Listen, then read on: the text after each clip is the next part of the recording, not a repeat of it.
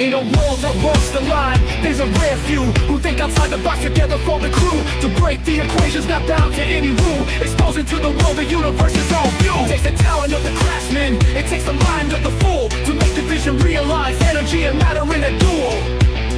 To a great, to a duel. Hello everyone, my name is Nathan, otherwise known as Old Man Builds, and we have Joe here with us today. Guys, we got a rocking show going on. We're looking into Tesla. What did he have in the trunks? What was going on with that? And what kind of technology are they pulling out today that was actually in there? What's up, Joe? Hey, Nathan, everybody. Happy Saturday. How are you today? I'm doing great, man. Getting ready for the Super Bowl tomorrow, just like everybody else. You know what I mean? Yeah, that's it. I mean, I couldn't give a shit less about football, but at the end of the day, I'm fat and like to eat. So, listen, it works good for me. Yeah. I guess that's good enough reason for anybody. That's good enough for me. All right, Joe, let's get into it a little bit. What in the world do we have going on today? Directed energy weapons. We see a lot of this stuff coming out with radiant energy, cold energy. What do you think was in those suitcases, or those cases? Well, that's an interesting topic. And I think that so much focus has always went into the fact that there are these missing trunks that Tesla had when he passed away, and less emphasis on, what's in the trunks? The question's posed, but there's never even any sort of speculation or anything like that that really follows in any sort of meaningful conversation. So it's just such a great place to start. And really the only way that we could go about approaching this topic is deductive reasoning. So we know some of the anomalies and things that you've seen in your own laboratory experiments, and others in the group have as well. We know a lot of the types of technologies that have potentially been suppressed, and we know about declassified government operations through the military, the CIA, the FBI, that have taken place after Tesla's death that seemingly had come out of nowhere. So I think that by looking at those few key points, you could start to really reason with what the contents of that trunk may have been, because most of that stuff was absent from Tesla's published work, but at the same time, there were certain topics that he would touch on in his own writings that really you don't see any technological development on. And for Tesla, that's unusual, because the way that he came to his conclusions and the way that he described his own thought processes was that of mind simulations to fully understand something, to understand the mechanics and how it works, and then to turn that arbitrary concept into an actual operating functional device. And that's how the man works. So whenever you have these topics that he had brought up and spoke about, and then you see that absent in all of his work, I think that that's another key thing to look at about what was in the missing trunks. So we saw recently this device that was actually shooting energy across the room. It looked like a big cannon, right? I don't know if you caught the video or not, but yes. It was pretty wild looking, right? And I mean, for a hot energy device, that thing was putting out, baby. Yeah. That was putting out, more than a chick at a prom, at a prom after party. The thing is, man, I'll be honest with you, I think it was low power compared to what Tesla could have done. That's saying something, because he invented it, is the way I see it. He invented how that thing works. There's no getting around that. He knew that if you take a Tesla coil, it is literally a directed energy in itself. So not many people do this, but doing thousands of experiments, I could tell you this. If I take the Tesla coil and set it on its side, it directs energy in one direction. It's no different than a tuning fork going into the box. The box takes it, cavitates it, directs it in one direction. The tube of a Tesla coil works exactly the same way. If you turn it on its side and put it towards another Tesla coil and just make sure it has a back on it so it can resonate in there, you will get directed energy. So there's ways to actually amplify what you're doing in there. If you understand the Kashmir effect, well, that's going to be really simple for you. It's just about a matter of math in order to make it work. You also understand that putting two blocks of aluminum close together with high voltage stuck on them, you can get a laser to shoot this way in between the two. You put it together for yourself, but all this stuff was known by Tesla. All of it went into that weapon, and all it is about amplifying. And think about the triggers to it. You say, well, could you use a magnetron from a microwave? What is it? It's a resonance chamber that literally shoots energy in one direction. That's fairly simple to understand. How do you direct it? Well, you have to direct it with sound. When you ring it, it makes it real easy to shoot it. You could literally create a death ray in your garage if you knew what you're doing. I think he had it, man. I don't think there was a way around it. All right, so I got what to say on this subject because I know what you had spoken about the Kashmir effect before, and that, by the way, is a lot smarter of a way to go about it because of the efficiency. Anytime that you're bringing the Kashmir effect into the equation, you're looking at energy and wavelength coherence that exist, and that's not what you saw from that big plasma cannon display. Now, that plasma cannon display was amazing, but it breaks one of the fundamental rules that Nathan brings up time and time again, which is the discharge. That entire thing works off of a system breakout. It's no different than creating a virtual spark gap. That's just it's gonna hit target and disperse most of its energy from point A to point B. You saw that clearly in the slow motion. You also saw it clearly when you saw the big explosion of sparks coming out of it too. That energy was not reaching its target at its highest density levels. It was losing it all along the way, which is why it had a limited range. It's why he had to crank it up so high to get it to work. When you're working, with hot energy on that side in super high volts, super high amps, like to the point, I think it said that it was 30,000 amps. The thing was putting out at 240,000 volts or something like that. It really, that's the limiting factor for you, in my opinion, to do it. It's more along the lines of like what you're saying, where you get coherent wavelengths, and when you're talking about Kashmir effect, you're talking about extra long frequency, ELF, low frequency waves that could basically not be stopped by much of anything. And you could get all the energy you want off of the collapse of that waveform, at the end of the cycle, as opposed to wasting it in transit. So yeah, one of the things people don't really realize is like a laser. It doesn't show the laser beam.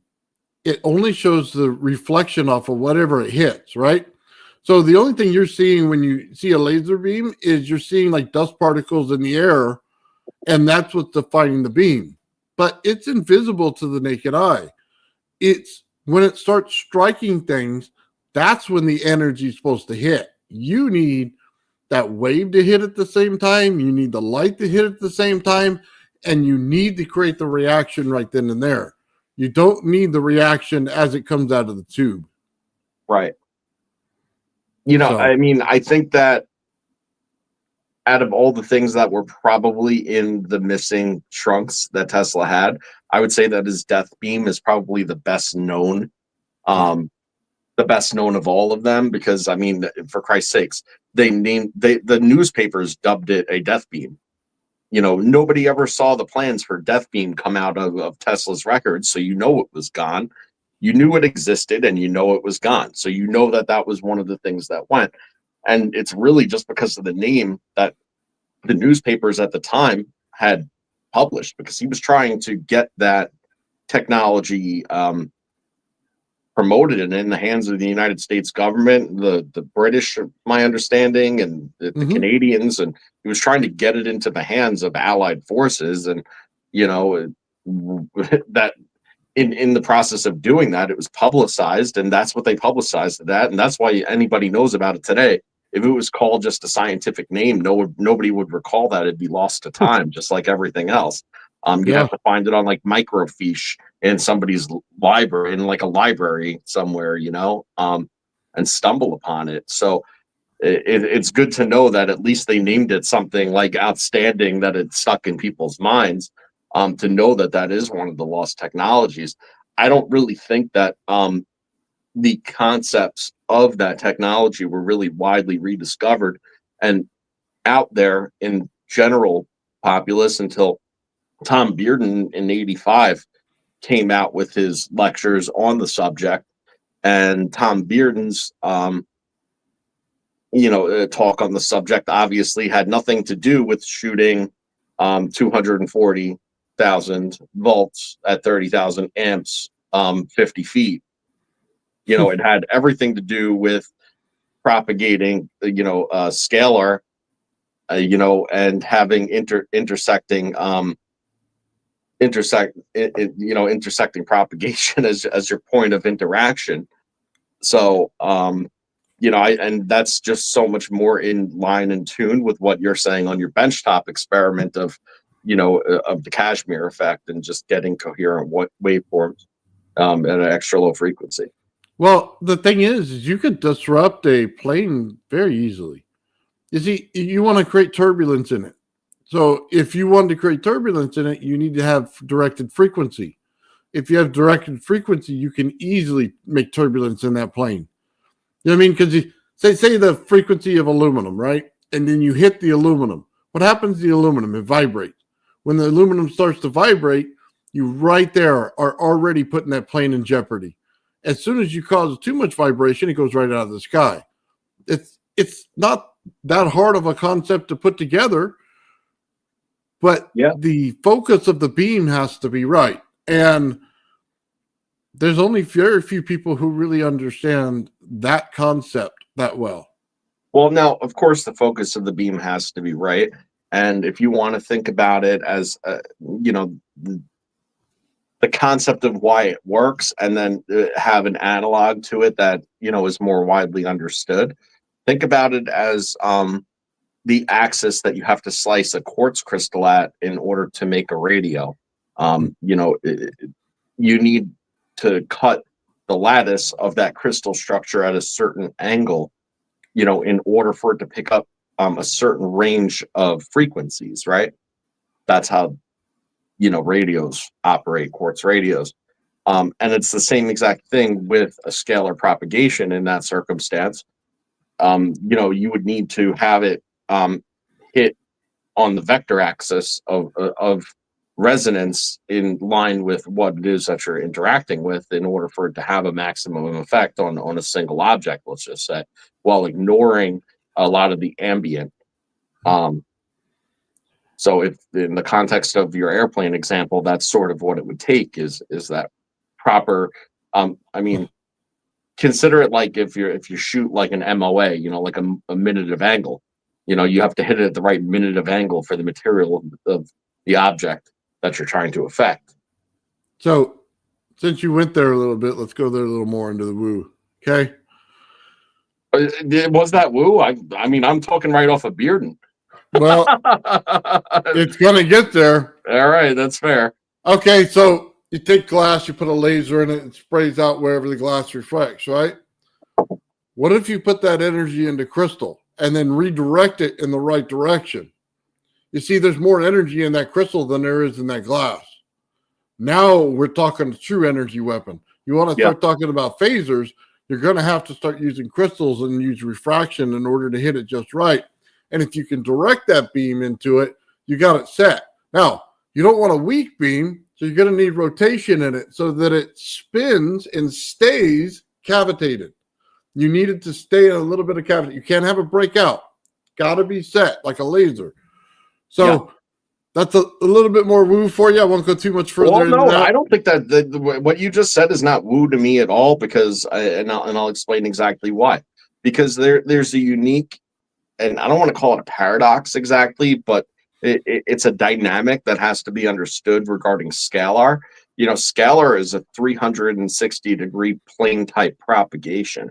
So, you have your source of emission, and then it's going to come out on a plane and disperse wide in 360 degrees, but really only on that plane. Now, what happens if you create that scalar in a crystal structure, okay, where the crystal lattice structure has a directional point where there's a definite place of energy output. Well, all of a sudden you just took your scalar and made it coherent and made it be able to be directionally propagated. So instead of it being a fan of 360 degrees on a vector plane, it could potentially be more of a an outward propagating fan, outward like that. No, I don't want it to do outward though. Well, it's always going to be outward diffuse.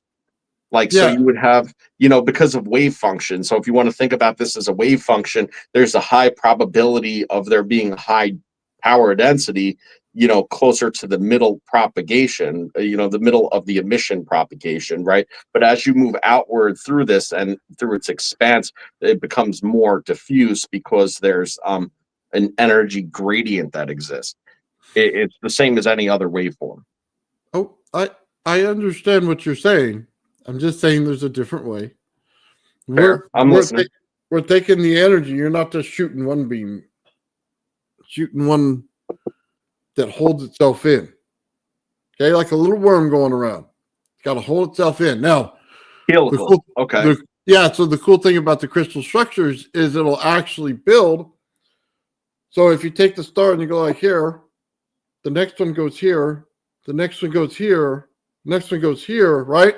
You're already building it into the vacuum, right? Or you know what I mean? You're already creating it. Now all you have to do is grow it right. Now we can create an energy in a direction so that when it comes to shoot outward, it focuses it back in. Yeah, okay. Sounds like how on the crystal end of things, we've talked about it many times, sounds like how sapphire is formed. But in addition to what you just described, as far as that motion goes, as the helical motion, there's also, with that helical motion, there's also going to be some orbital motion too, because of the dimensionality.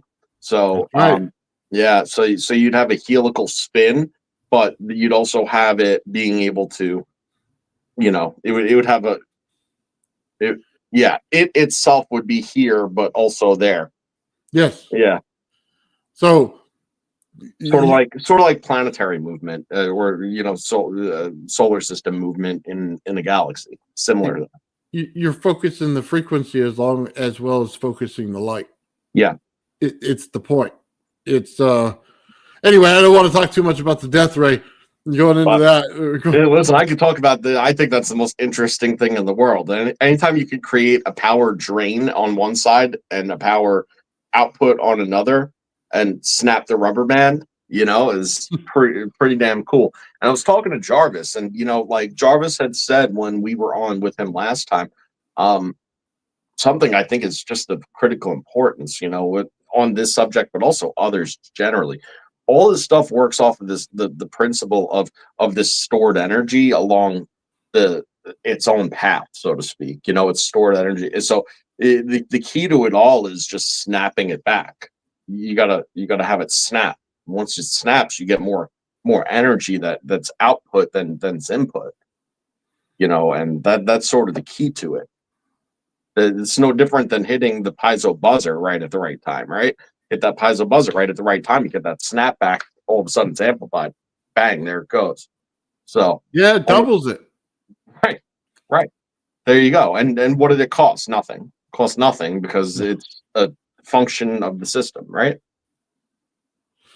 So I'd rather use this technology for something different.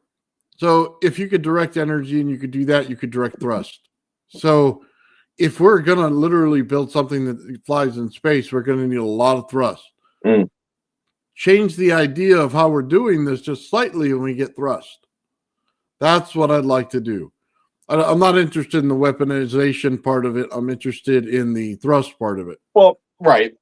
As we've discussed before, and I think the death ray or the Bearden conversation on scalar and things that are in the trunks that never got released, so to speak, because there's way more Mhm. that we got to get into than just this. That's Yeah. for sure. But it all has more than one purpose, period, end of story. That's always the case, right? So the same mechanism that causes death ray causes lots of energy for you to use. It causes the ability to, yeah, utilize it as potentially thrust. Also allows you to consolidate mass amounts of energy in a very, very small space. And last I checked, that's pretty good for certain types of things like time dilation. And all these things become relevant when you're talking about traversing time and space. So So, think about it this way, I guess. If the thing doesn't put out the energy in the beginning, when it makes contact with something, all of that energy is pushed onto that item that it makes contact with. You know what I mean? It's not wasted in the air. Like when you move a spark gap apart, it'll take the capacitor, and what it does is it amplifies the amount in there until it finally can build up enough to shoot the spark gap, right? And it's way more powerful. But if you put it close together, it just and it's poor, it's crap. So you pull it apart and it's poof, you know what I mean? Instantaneously, this thing's getting hit with a massive amount of voltage right at right. once. That's the concept here. You don't want to waste it coming out of the gun. You know what I mean? No chance.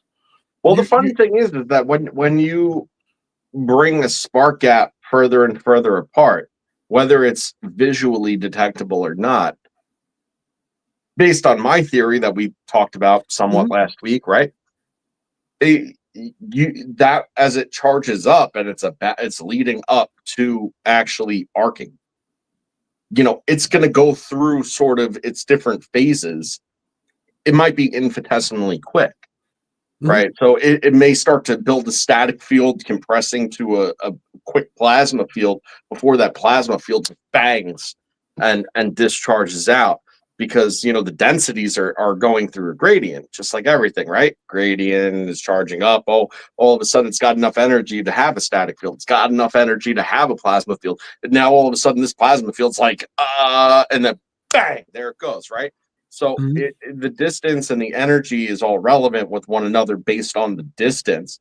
The same as at lower energy is the just moving them apart, you would observe all those same functions or manifestations of energy. It all has to do with the density. Oh yeah, that's what it does. Right. It's why Tesla preferred the big radiant spike with the spark gap, so that it crosses the spark gap and then it's radiantly spiked. Then it moves on. One of his other patents in there is the one Jarvis brought up the last week. He's looking at a dynamo and he's creating something at 50, 60 hertz, right? And we think it goes into a Tesla coil, but it's not a Tesla coil. Right. It's the number 2 coil of a Tesla coil, but it is not physically a Tesla coil. There's a massive difference in the two, okay? Tesla coil is based on, you're putting the pulse in the primary coil and it pulses the secondary coil. But his motor was connected directly to the secondary coil. Now, when you start doing stuff like that, now when you push back on that Tesla coil, that number 2 coil, right? Now you can build up energy in there and then have it shoot quickly. Okay? That's a huge difference. See, in a Tesla coil, as soon as you put a rod down the center, you have a chance of blowing the whole fuse up. In this, you can't push it back to that spark, right? It stops it. So therefore, it has to build up in that coil. Once it builds up in that coil, it shoots a massive amount of energy over there. And like Jarvis says, it just continues to ring. Well, right. That's like controlled induction. So, you have this induction process that's going on. And it's like, if you kind of have it right at the same time, it almost acts like a barrier under certain circumstances. So you're not going to have the losses. You're not going to have, the possibility of shorting something out or melting out your system. You're just going to have it wait until the opportune moment to do the transfer. So yeah, it builds up in that coil. Right. Right, exactly. So I mean, that's actually really smart, really cool. You're just using your environment as a functionality of your circuitry. Yeah. I was blown away when I finally got the concept because halfway through him describing it, it just hit me. It's like that's incredible. Mm, No wonder why you would build it that way because now you can store and build a massive amount of energy at 60 hertz. And as soon as it goes into a number two coil, it automatically changes to more frequency. That means less amps and higher volts. And then if you push that back, right? It's like pushing your microphone into a speaker, man. It's just gonna hold it and then boom, blow it out as soon as you move it. yeah, Massive amount of pressure in that, and it makes more sense that his capacitors that were like this because now they're built on pressure. That you know what I mean? Distance and pressure. That's all they're built on. He's doing cavitation, and now I'm we gonna have be the something asshole that says good. that everything's built on on pressure. Distance and pressure. That's literally well. Welcome to the conversation, everybody. That's literally everything that you observe in your reality. Touch your own hand. That's exactly what it is. It's insanity, but it's absolute truth. At its most fundamental level.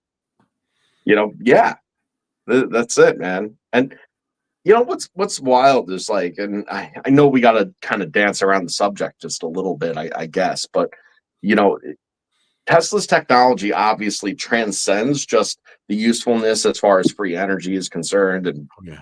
a potential weapon is concerned, or potential transportation is concerned. There's a lot of Earth frequencies that he picked up on that he knew all about and he was utilizing all along. And that was evident in his writings, but not so much in his patents, which kind of begs to show. I was having a conversation the other day with Brandon, and Brandon was sort of telling me about a situation with somebody he knows going on, and the conversation of a Rife machine had come up, and Rife got shut down, lock and key. you know, uh, for the same reasons you get shut down lock and key when we talk about the subject too, right? Mm-hmm. The answer is simple. They said this is non-medical therapy at best, aka nobody will pay for it and you can't make claims, right? Yeah. Nobody will pay for it and you can't make claims, can't say what it does, can't market it like, hey, listen, this might, see your you know, the crab, in the horoscope, right? Or something to those to that effect. Like you can't make those claims, right?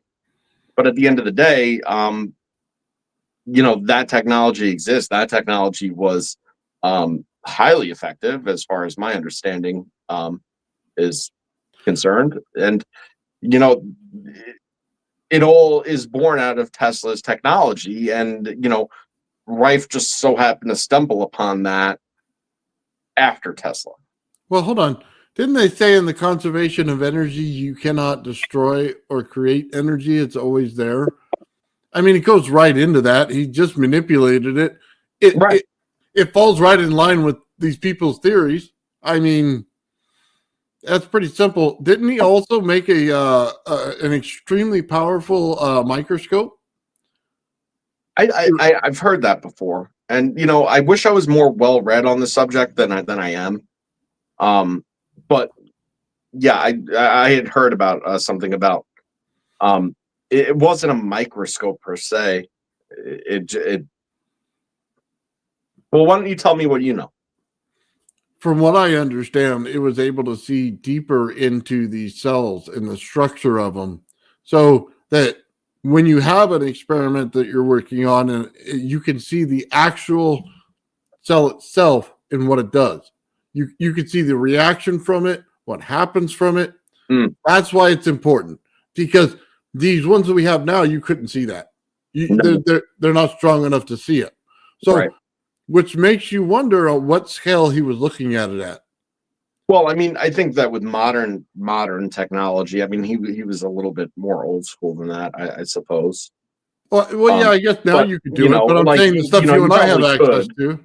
Right. I mean, the scanning electron microscope is like, you know, is probably going to pick up on whatever he came across. But at the same time, like, you know what a scanning electron microscope doesn't do is have sensors, you know, beyond visual, right, at that scale. So we're not able to detect certain things, like, for instance, resonance, because it seems like, you know, if, okay, let's go there.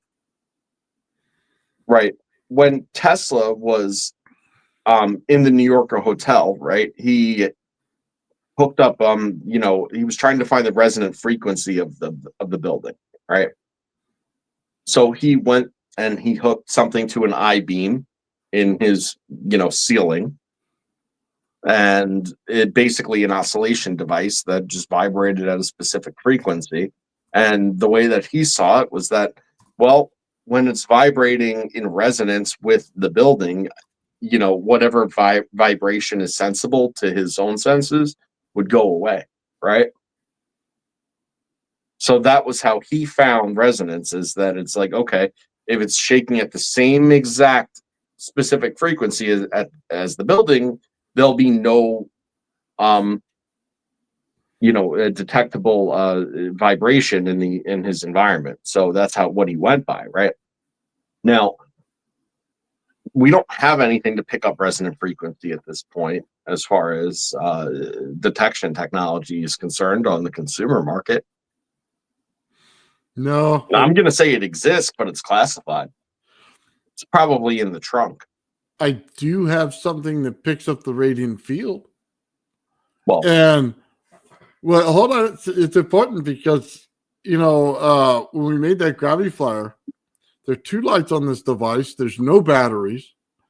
And it basically takes a multimeter that's analog and it shows you where both the fields are. And one is static and then one is radiant. And it picks up both. And you only see it when both lights go on. So we could detect the field with no problem. It's already built. It's not that difficult. It was just a changing of certain parts. But that's really cool. So now we have devices that we can start to see different fields in. We can measure that field easily. Now I know Sean also had a whole presentation on the subject of, like, you know, finding something's resonance also at some point, you know. I mean, somewhere in the, you know, thousands of hours of material that we produce for people, right? Yeah, Sean's really good at it, man. Excellent. And the stuff he comes out with is like incredible. And I mean, I'll say that I'm fortunate enough to see a sneak peek of like a couple different coils he's working on now, and people are going to be in for it, man. He's always got a show. He showed me something in half power that looked like his previous stuff at full power. Oh yeah. Yeah. No, And I'm just like, yeah, this is great. dude, I wish I had all the time in the world to wrap those coils, man. That would be awesome. I should probably make time because he's got some stuff out there that's just, you imagine the cavitation he could put on it just by putting spheres around it. You know what I mean? Like, I was looking at my stuff that I'm going to do, and I was looking at it a little differently. So if I can't create the one, right, and it seems in the center here, I would then need one rotated so it seems here. Then I can put it in plates, right, and just have the little bolts, and it holds in there, but then it has a cavity in there. Mm. Now, if I create an electret that is built specifically to go over like a sheet onto that side, now I instantly have it in there as soon as I have the cavity. I don't have to pour it in.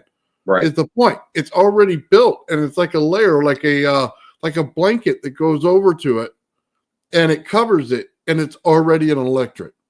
So it's not that difficult. Once they figure out the whole process and how they wanted to do it, between Jarvis and him, it would be very awesome to see him get to that, because I just want like a little jelly blanket that's a 1/4 inch thick that I can literally put on top of this thing. Now I can cinch it down and I have my electrostatic field permanently in rotation. See, the whole thing is... All right. I'm going to interrupt, and I've never mentioned this to anybody, but it just came to mind. Okay. Like, I think that the answer comes in the form of a doped aerogel. Okay. So aerogel is highly insulating, and it's very, very lightweight and porous. Okay. It's basically 99.9% air. All right. So whenever you have something that porous and cavity ridden, if you were to actually add something into the structure of it to attribute the attributes that you're looking for, I mean, you could have a super thin layer, super thin, that's almost nothing. All right. And it would give you everything you want. And it would probably, like, I mean, you know how I am with CME. All right. That would add CME into the equation also, because you'd be dealing with billions of air pockets per square inch. Mm-hmm. And isolated. It just a first of all, just a super fascinating material in itself. But once you add it into this equation, I think that's probably groundbreaking. Yeah. Now, So, I don't think that shit's easy to make. I don't suppose any of it's easy to make, but if we can keep it if it's in a gel form and we spin it while it's being built and it holds the energy in there, which is Okay. not that difficult, we can get it to because stick. it's not a gel form. It's actually kind of a brittle solid. It's just a gel in terms of its solubility, I suppose. Like, yeah. I need something that forms like a gel where it's like squishy to touch. You know what I mean? It's not like a complete gel, but it's like your little gels in your shoes that you put in there. Those I got you inserts. right. Like a solid, firm gel. Yeah. Something that'll hold together. That's what I'm looking for right there. All right. Well, I mean, the aerogel sounds like the deal, man. Like, I mean, it might not be squishy. It might be rigid, but at the same time, like, it's going to hold. And I think that's sort of what's important more than anything. Yeah, I mean, plus, a very thin layer of aerogel. Like, I don't know if you know this or not, but like, if you like take aerogel, it's so resistant to to heat, for instance. Okay, it's so insulating that you could literally put a blowtorch on it on top of an ice cube and not melt the ice cube. It's sort of like that. Yeah. Interesting. Yeah. So, very cool stuff. That's what I was thinking. I was going through my CAD program, and I think I'm just going to do the first set just to make sure I get the rotation and everything right. And then it's pretty much whatever your mind can think of, because I'm going to release the STL to let people mod it. And just make sure that they drop the mod back on, you know what I mean, the original file, so that I can add it. And then we'll keep going from there, because there's going to be a lot of people have different ideas. And I'm dying to see it, man. Like, it looks so great. It looks so great. Yeah. And then Rez Coils was over there, and he put salt inside of his wine bottle that he has the Tesla coil in, with the rod down the center with the warm water, so that it grows crystals, and he's getting a result out of it. Oh man, they're beating us to the punch, bro. Oh, but I love it. Good. Do it, and do it twice. That's awesome. So I'm gonna have Mike come on, and he's got some historical perspective on this as well for the Tesla and what was there. So I'm gonna link him in, Joe. But all right, cool. Well, I mean, I've seen it said a couple times. I mean, genetic jabber most recently, but like just like the moisture absorbing, like a silica desiccants, something like along the lines of that material. That's not a bad idea either. And I mean, the fact that it's silica based, and depending on what the crystal structure looks like on that too, might be, and that might be a secondary interesting result. Like, well, something to consider. If he's building crystal, why not just make the cavity where it's waterproof, and then we can build crystal in it? It's automatically, you know what I mean? It could heat up easily with the temperatures that goes on in the sphere, and then cool down, and then keep doing it. It may be able to trigger the reaction more than once. Right. Well, this thing that you're building, man. First of all, what do you call it? I mean, I know that it's not your thing specifically, but what is it called? I call it Project Gravity. Well, Kozel is the Okay. name of the inventor. He basically put this device together. They had readings on it, didn't release them to the public, and we don't have much information on it. Well, that thing's like the Merkaba machine, like hit a crack pipe, man. Like Oh. that's what it's like. I mean, it's like taking all of the you know simulated energy, the fields that are going on, and actually making it mechanized, and then also having the field simultaneously. I just think it's super good, super good. Yeah, I honestly, man, I think there's a lot going on in that thing.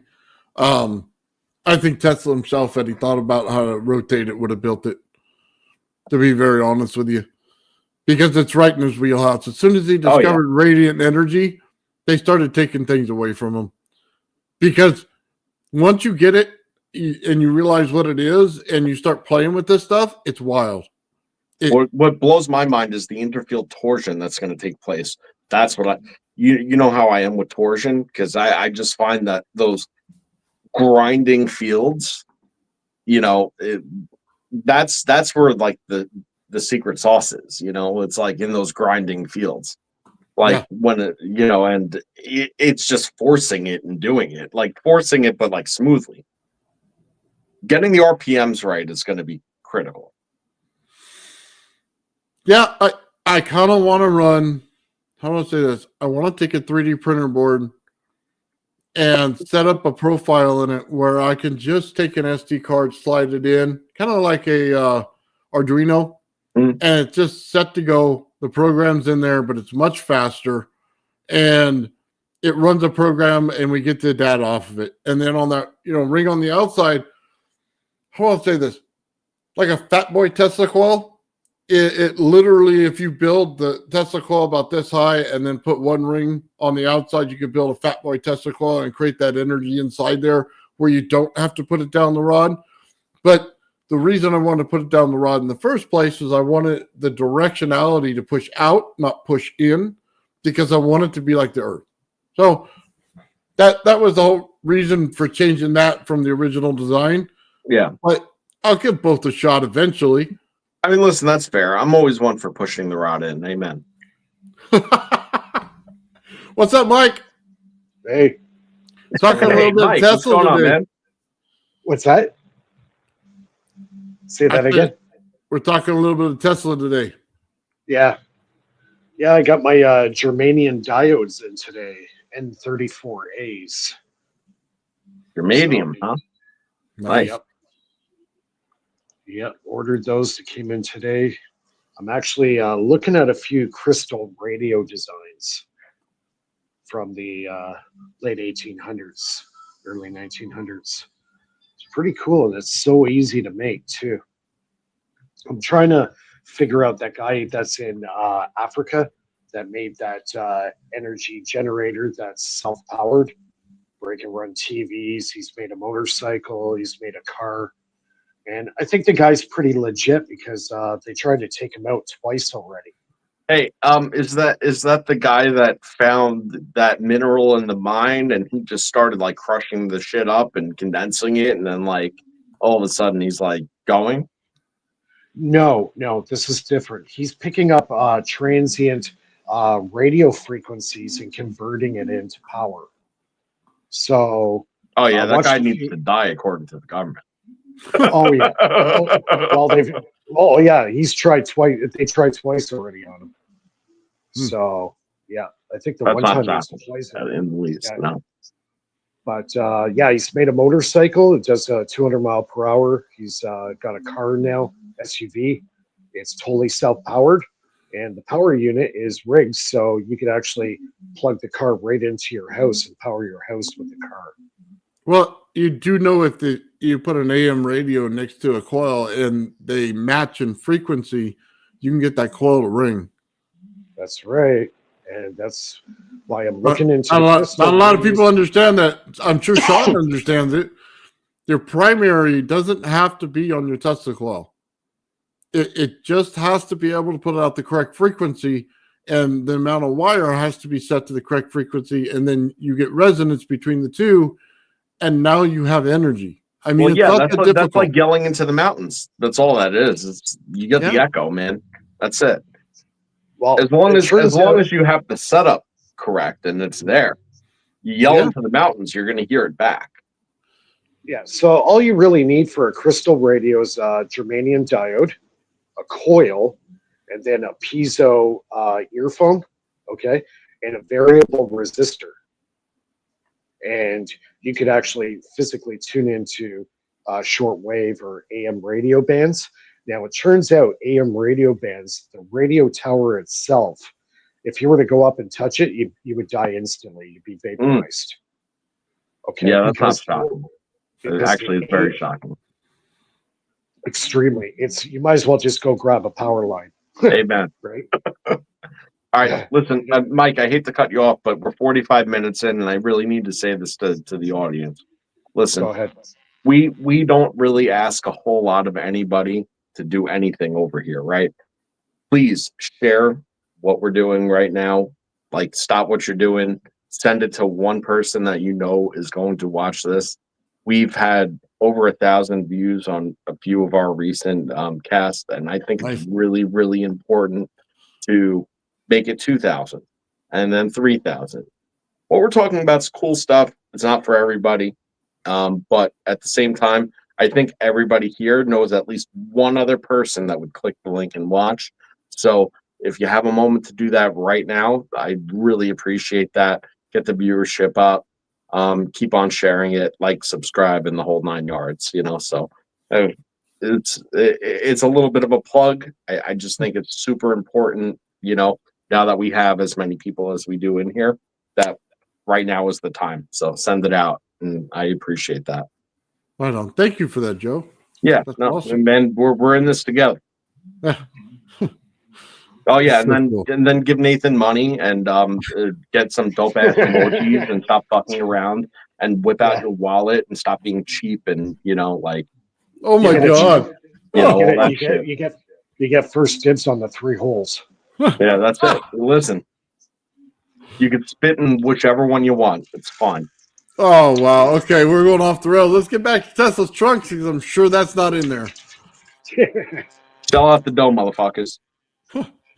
Anyway, crazy Joe. Anyway, look, Mike, what do you have for a technology that could have been in that trunk? Besides, we talked about the death ray, talked a little bit on his patent for the energy going into the secondary coil. What do you have that you think he had in there? Well, I would start with the crystal radio. So obviously, he's picking up the transient AM radio signals that are around. So he's basically taken a crystal radio set and put it through a step-up transformer to get that voltage potential up. Then now he's got some power to work with from the air. So closer you are to the tower, the more input voltage you're going to get. So now you could, after the crystal radio set, you need capacitance. So now you're going to start filling up a series of capacitors in your circuit. From there, now you can put that into a high voltage ZVS or something that you use to power your Tesla coil. And there, now you can totally amplify that power into kilowatts of power. So yeah, you have to start very small, get that signal in, capture it, store it, and then utilize it through a high frequency transformer, and just keep stepping it up and stepping it up and stepping it up and then now you got to store that energy. So you got to start storing it in banks and capacitors. And before you know it, you got a system that runs totally from the airwaves. You could get really advanced with the antenna inside that could pick up FM, AM, shortwave, whatever. Any frequency out there, it's going to pick it up. And that's convertible. So check this out, Mike. If I took a Tesla coil, ring it, and I have a secondary sitting over there. Yep. If I take that and combine that with a geometry coil, the geometry of it breaks it. So you're able to break the frequency from changing. Now I can put that into as many capacitors as I'd like. Like you always say, it breaks symmetry. So that's what we're looking to do. So if you basically had it resonate into a secondary, goes into a geometry coil, which breaks symmetry, keeps the frequency the same by still pulling out the energy, it's not that hard to realize what the guy's doing. You can literally pull the energy out of the air based on, bebopping to your tunes of your radio. Yep. It's totally doable. Obviously, this guy in South Africa has done it. So I'm just trying to kind of get a grasp on how he's doing it. And I think starting off with a crystal radio set is a good place to start because it's the earliest form of radio, right? So that's why I ordered the germanium diodes. That's what you need to make a crystal radio set work. Well, what's interesting about that is like catching ambient like frequency and energy just generally, because first of all, I mean, there's just so much of it out there right now that like you forget like natural, just artificial. Yeah. I mean, you could like probably kill somebody's Wi-Fi signal and extract energy out of that. I mean, that's not cool, like legal, like FCC in America is going to be like totally at your door, but like in Africa, maybe that's cool. You don't even, you know what? Like, you don't even need a geometry coil. Hold on. You need a 3-way spark gap. Yeah, 3-way spark gap. Nice. So check it out. If you took the top and the bottom of the wire on the coil and the number 2, put them together, right? But then you have one coming out the side. It's basically like putting your screwdriver in the middle of a spark gap is what it's going to do, because you have energy populated from both sides, right? Because it comes out bipolar. So then it hits the center of it and it pulls it directly out. Now, because it's a spark gap, it immediately pulls it back where you're not pushing it back in. It won't go the other direction. Now you can put it in a capacitor and store the energy just like Mike does in his Renegade device. That's the exact answer right there. There you go. I love that, man. And that makes total sense. It's basically just like totally, like, I hate to say it, it's piracy. It's piracy is exactly what it is. You just don't give it away, man. Don't give it away. Well, listen, I mean, in Africa that might not be a big deal, but we live in North America. Like we got, like that shit way more prevalent. Like jacking somebody's like random ass wave might actually like affect somebody. Like my download speed or something.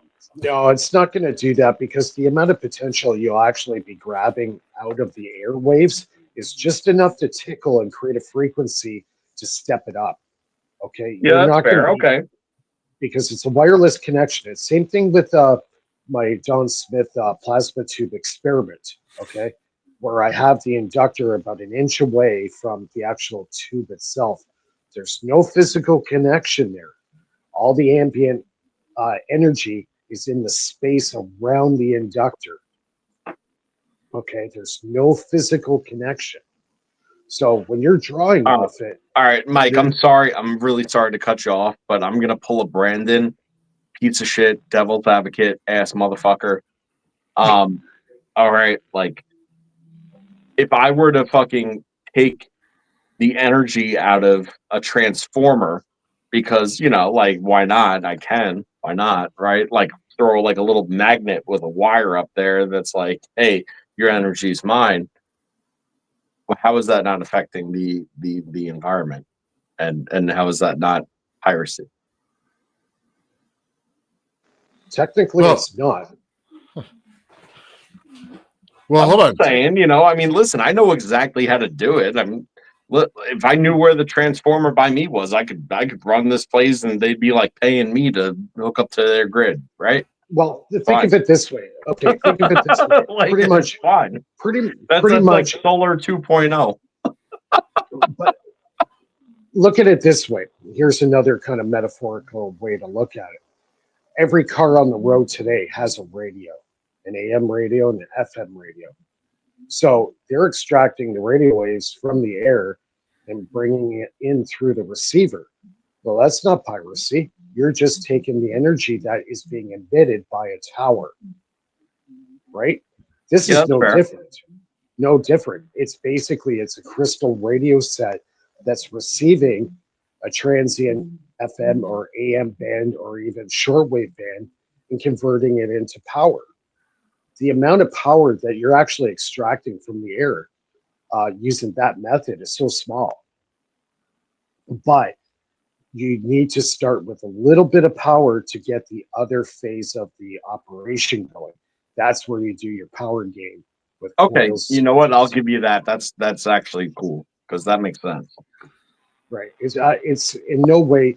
You could go outside, find a high voltage power line, put two wooden sticks in the ground about 500 feet apart, put a nice copper wire from one end to the other, put one end into the ground as ground, and take the other end and attach it and actually extract several thousand volts in a matter of seconds from the power lines without even touching it, because the magnetic field from those high voltage power lines are transient energy that's in the air, just like a radio wave, but modulated differently.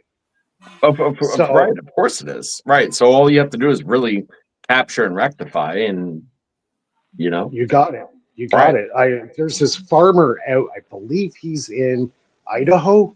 He's got a YouTube channel and he did exactly what I just described.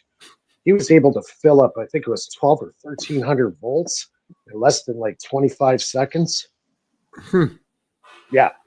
You know those First of big all, I, break. I I just want to put it out there that I fully endorse piracy. Um, you Of course know, you do. right? Damn right, yo. Taxation's See, theft, and honestly, see, like charging me for something that's free is like crime. Is a crime. So like that's fine. But you know, like yeah, man, the guy out in Idaho had it right. You know, that's sort of it. It's in the air, people. It's in the air, and it's there whether we have power lines or not. So you might as well take it. Why the hell not? yeah. All Well, right, how are let's they? let, Baby. Honestly, how are they going to regulate that?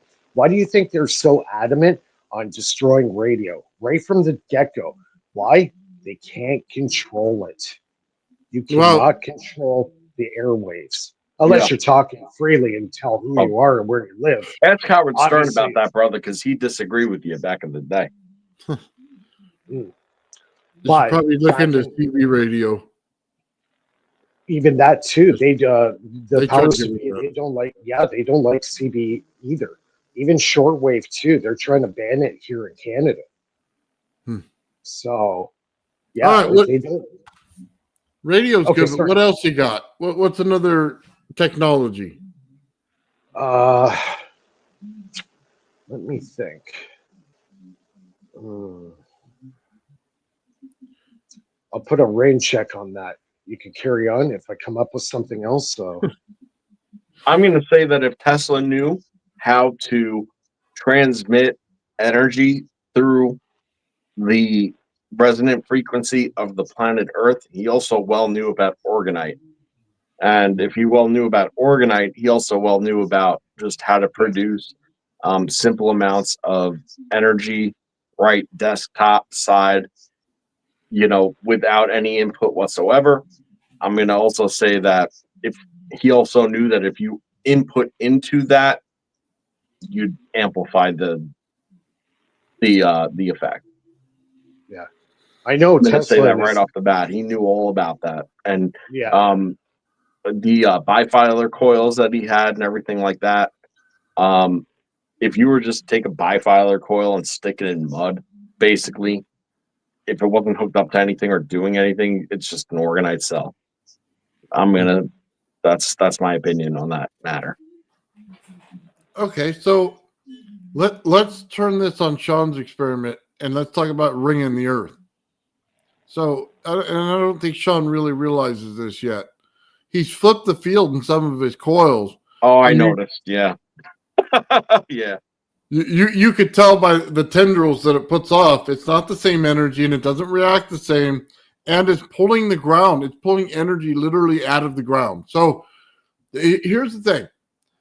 If he went in the center of his yard and hooked in ground lines You know what I mean? 6 feet, dropped a whole bunch of them around and put it towards this coil. The amount of energy this coil produces is well over unity by far. Okay? All right. I'm sorry to pause you at Because such a he critical yanked it moment, all in. but I had messaged Sean when he had originally sent me the cone coil, right? And I was like, I don't think you understand like the level of like field compression that you're going to get, Mm-hmm. you know, and how that's ultimately going to interact with whatever you have it hooked up to. I'm just throwing that into this conversation because as soon as I saw that geometry, I was like, well, listen. And then I had suggestions for him, which were, it's never advice, it's always a suggestion.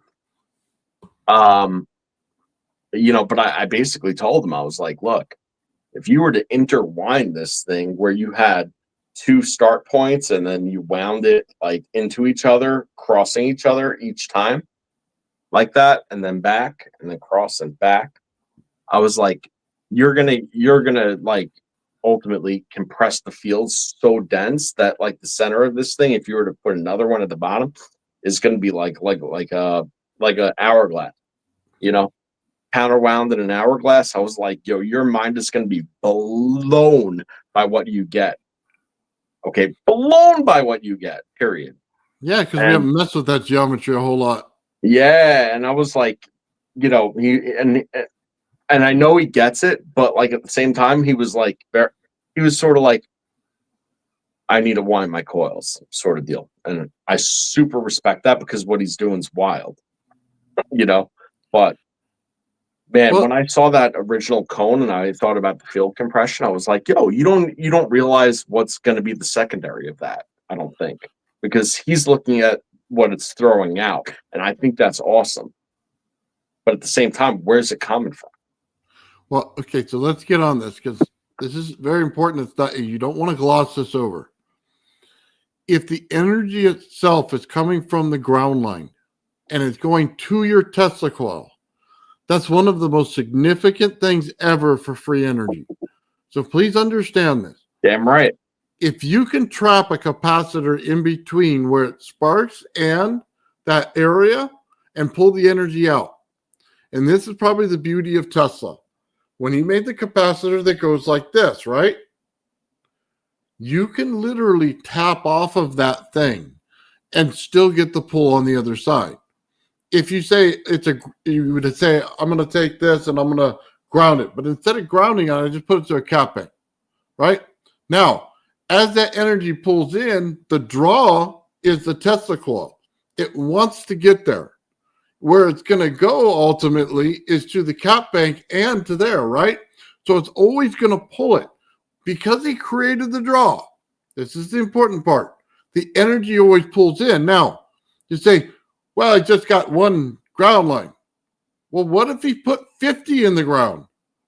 You see, he just multiplied that ground by 50 and now can put it directly into a cap bank. That is absolutely over unity because he created the pump that was in the reverse direction we normally create it. He created the cold to draw it in. You guys got to understand this. When he flips fields, this is why it's so fantastically important that he showed it. It's yanking that energy in.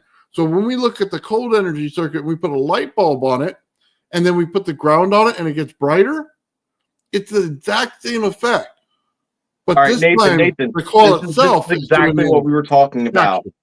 This is exactly what we were talking about so long ago. Like it was over 6 months ago. Okay, when I was talking about waveform interference. Okay, and then I was talking about two waves hitting each other offset.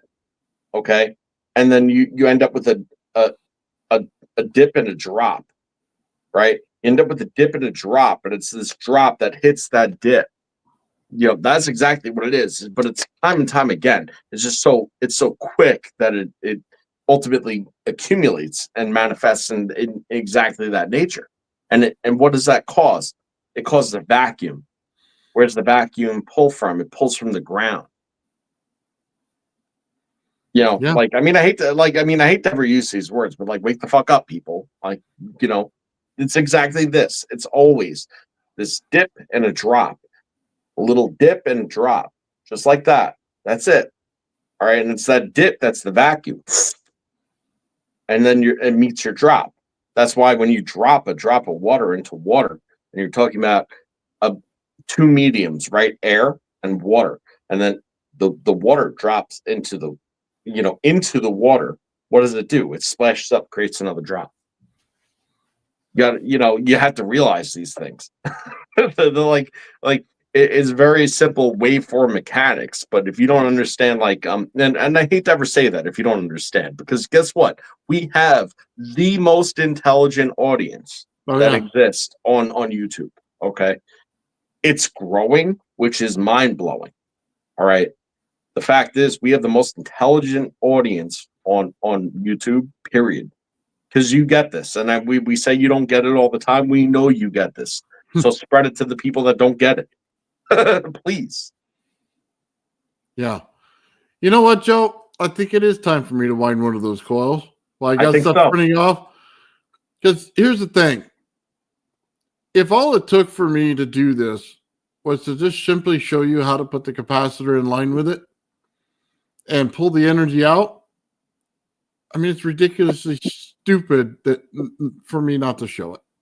Because it's all there. It's already there. It's always been there. As soon as Tesla understood radiant energy, it was over. It's way more powerful than you think it is because of the way it works. And it seems like there's not a lot of power there in the beginning. This is the crazy thing about it. It's not necessarily the power that you're creating. And this is the hard part for people to understand because you want to put it in a motor. We want to put it in a loop. We want to use it as hot energy. Well, you're misusing it. You see, you're creating the draw. And that's what they're not understanding. That's why that system is one set system that's always full because you're creating the draw. You're literally pulling the energy from the ground into it. So it's not that you're using that energy to produce something that makes a motor run. You're making a perfect draw for energy from the ground to pull into it. That's what's mind-blowing. You're not creating the thing that you think you are. You're creating something completely different here. Completely. Yeah. Yeah. Well, okay. For those that, need to know this, okay. Energy is great. Sound, as in terms of Earth, is wonderful. And you have to understand why sound, vibration, the frequency, right? Does this ring a bell, right? Why this is so important is because the fastest thing that we know is light, right? Well, no, that's wrong. That's wrong. First of all, it's subjective, and second of all, it's just wrong. The higher the density of the material, okay, the faster sound will travel through that material. All right. It all has to do with density and the vibration. That's what it has to do with. That's what you get back when you look through a transducer and an ultrasound, right? And that's the most basic and fundamental level. I mean, that's total horseshit compared to the actual meaning of that. Okay. What it means is that if you take a hammer and you hit something indefinitely dense, it means that what you just hit, that wave travels indefinitely fast. Okay. We are on planet Earth. Now, when we leave and we're in the vacuum, guess what? As above, so below. As above, so below. And that's it. Like it is as relevant in the vacuum of space of potential as it is here on Earth. And that's it. It's so simple, but it's really profound at the same time. And as soon as you understand frequency interference and what that all, and most importantly, conjugation, once you know how everything interacts with each other, like it's open for you. The world is your playground as far as this stuff is concerned. Well, that's why ringing the earth for Tesla was so important. Yeah, man. If you can ring the earth, you can pull as much energy out as you want. There's an infinite amount. It keeps creating it. Well, the problem is that ringing the earth is a different and changing frequency all the time. Yeah, well, I say creating it. What I'm trying to say is the energy of the sun puts it off. It creates it in resonance inside the earth, so it feels like the earth is creating it when we know that the energy is just being transferred. That's true. That's what I'm saying. Absolutely. So, yeah, we got a lot of different things going on there. I think Tesla absolutely knew that, and as soon as he did, there was really no reason to build any other power source because you had the ultimate power source. You had the one you need. Now, I find this funny. People say, "Well, there's no such thing as dark matter and stuff like that." I think people need to start understanding something. We live in a sea of energy. The energy is still within the planets. It's still ringing. Every planet rings. You're still, if you tune into it, you're going to pull that energy in. All you have to have is the right antenna. We're starting to prove that out with Mike was saying with the crystal radio. This isn't that difficult to understand. It's all out there. So you're going to have energy out there. Now, how fast does light move? You don't know. Because you see, light's invisible until it hits where, the planet or something else that it comes into contact with. Oh, by the way, that's the most, like, if you ever want to break your brain on a subject, like, break your brain on that. That you literally stand within a dark room with lit walls. Like, you break your brain. Yeah. It's just, it's kind of different. So it's kind of like when they show blind people how they see everything and everything's energized around them. You know what I mean? When they start doing that in movies, like you'll see the energy propagating off the dresser or off the wall. That's kind of what it's really like. It's in reverse to us because we see the color and everything, but it's only the refraction of our eye that sees the color. If they're blind, they don't see that, but they'll feel the energy. Right. I mean, that was always something. I mean, we talked about that so long ago. I mean, I was always a proponent of that. Right. What you see is opposite of what you get. Like, you're only seeing the reflection, not the absorption. Right. So, realistically, the absorption rates are very, very high and the reflection rates are very, very low, or else you would have no contrast. And I think that that's an objective truth. Right. So, but that only comes when it's like light, and light is super fascinating, and I love it. Like, I could talk about it all day, and how the packets form and all that sort of stuff. But at the end of the day, like, light is the tip of the iceberg when it comes to this stuff, because guess what? It's the highest frequency manifestation of what we're observing. That's possible. It's not actually what we use, and we try to capture it to use it, right? Mm-hmm. And we do, but remember that you can't do so at high efficiency and like the reality of the United States of America and patents. So like, everything's got to be in like context. Yeah, I mean, look, there's a black box. Tesla knew all about it. Guess what? That's why he's poor, because rich people didn't want to make him rich, because they didn't stand to make money off him. And the whole reason that his stuff got classified, plain and simple, was because it stood to benefit the people, or people. What am I saying? The powers that be. Like, that's it. I'll say this. If they had the internet back when Tesla was alive, he would have everything out there and they couldn't stop him. Oh, he'd have the most lit fucking YouTube channel, bro. It literally would. Oh my god! High we wouldn't even. Yeah. Oh man. He'd be viral every day. Oh yeah. Right, every day. Lightning bolts flying around him, and then being like, "Here, how about this? How about no lightning bolts, and I'm transmitting energy to Russia, because why not?"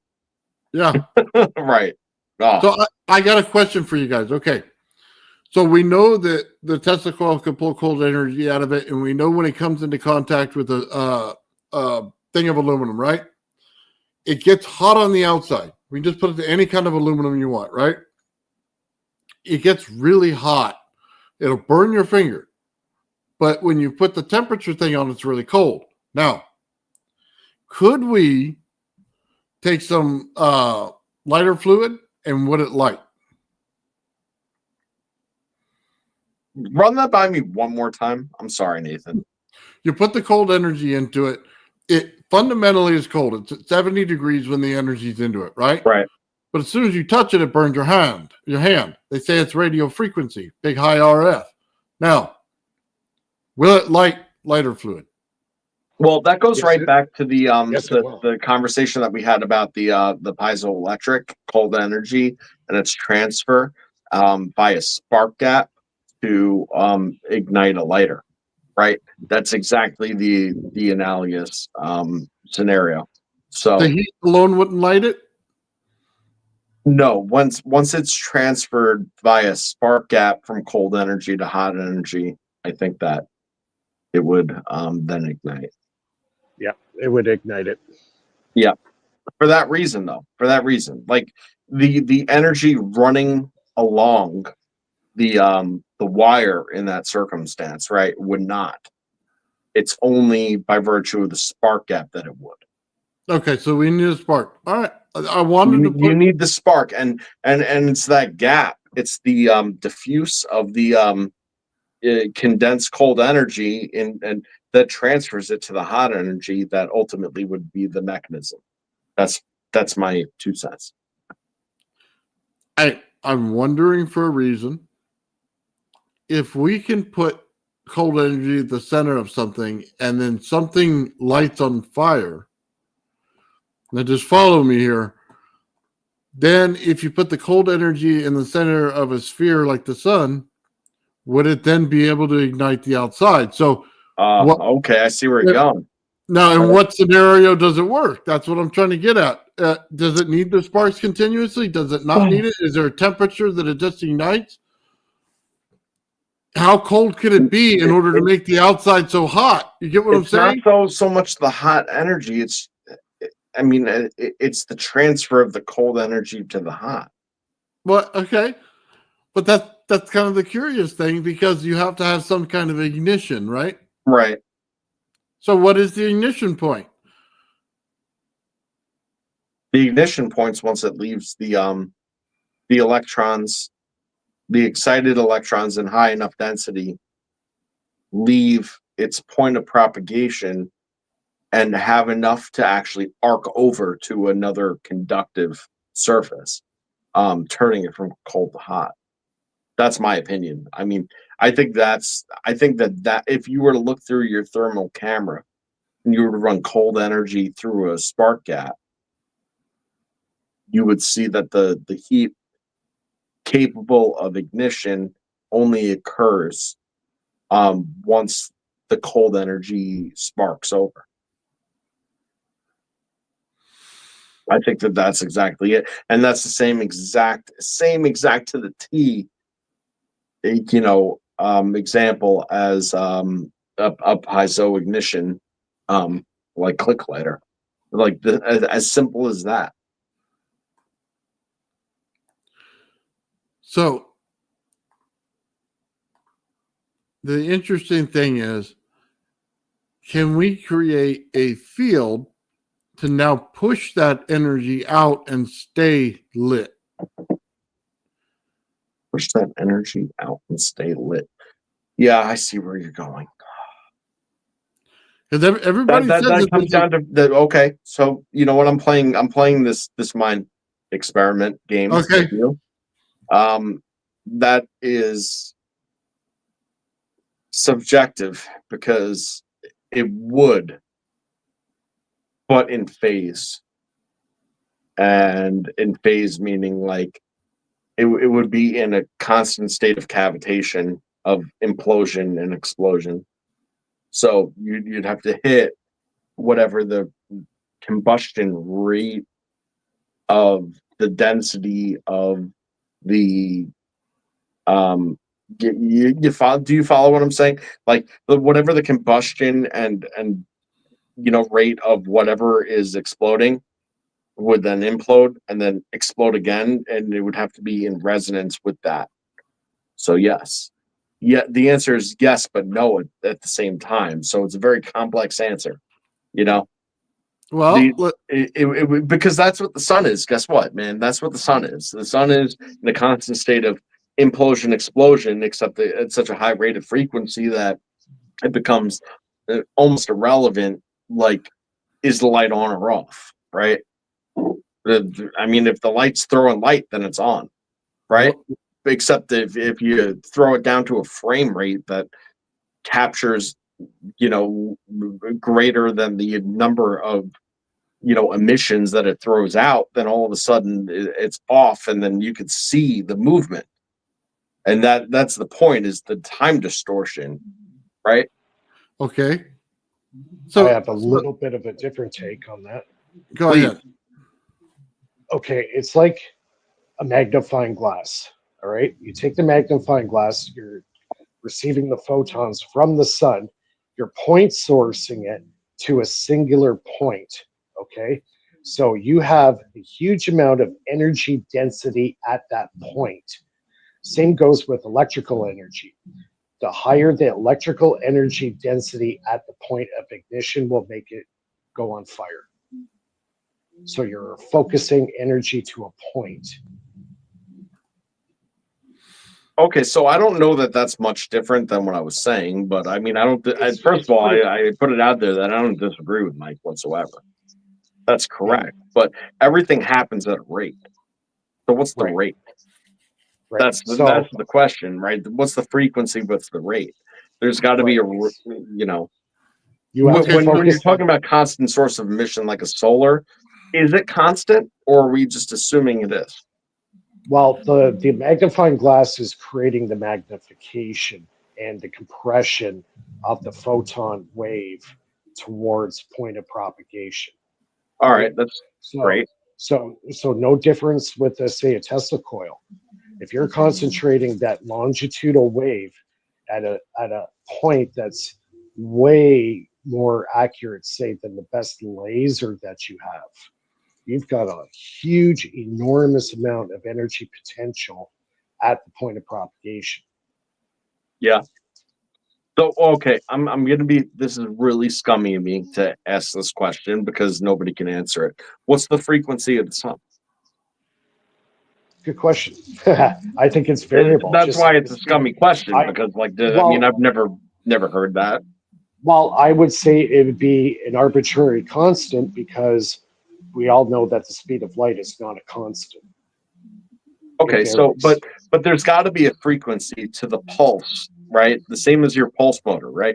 It's got to have Mhm. like some type of frequency in which it's actually hitting. So we know that it's not a beam as much as it is a Mhm. line of packets hitting Okay. one after the next. So the Hold on. question is then, like, does that lie on the other side of Planck's distance, and what's the relevance of that? Like, let's be real here, because you know at the other side of Planck's distance, very, very cool things happen, right? It's not insignificant. It doesn't not exist. It just doesn't exist in the realm that we're talking about, right? Okay. I have an understanding, so let's throw it out there.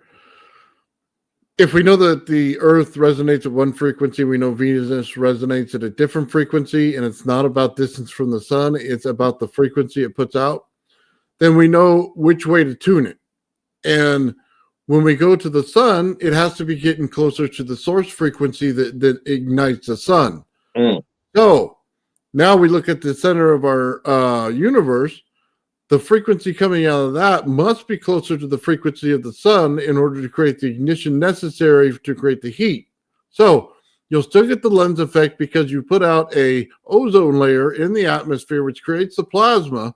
And if all you're doing is putting the frequency to it, you're igniting the plasma on the outside to create the amount of energy. So with that said, it's not that difficult.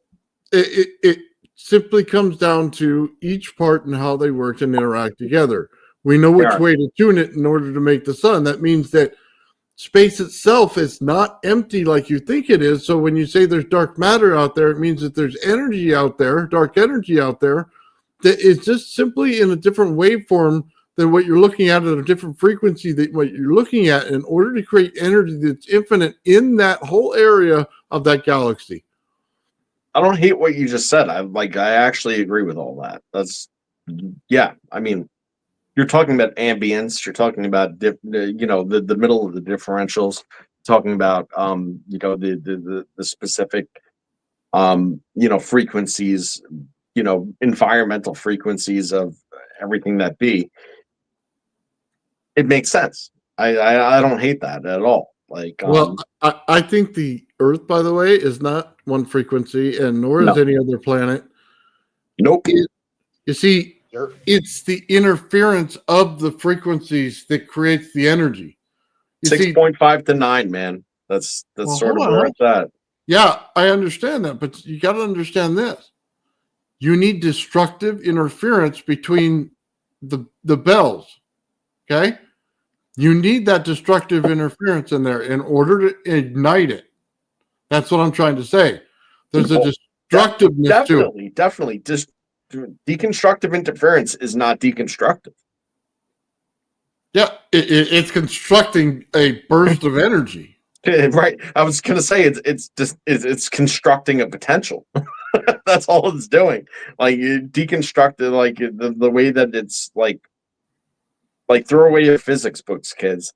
Like deconstructive waveforms are not dissipate. Holy shit, the Canadian himself. Like throw away your physics books, kids. I wish to remain anonymous. Yeah, you gotta turn down your volume on your TV or whatever. On the TV? It's giving us feedback. If you got YouTube playing with StreamYard, no bueno. Yeah. Okay, it's gone. There you go. Yeah, Perfect. yes, it is. Okay. We got the 2 Rasian Canucks and the 2 Rasian Americans. I'm gonna correct you, and I'm gonna answer you, Joe. There is a frequency of the sun, and it's every 11 years. It's very slow. Complete cycle would be 22 years. Maximum to minimum, peak to peak. Sine wave. Actually, dual sine wave.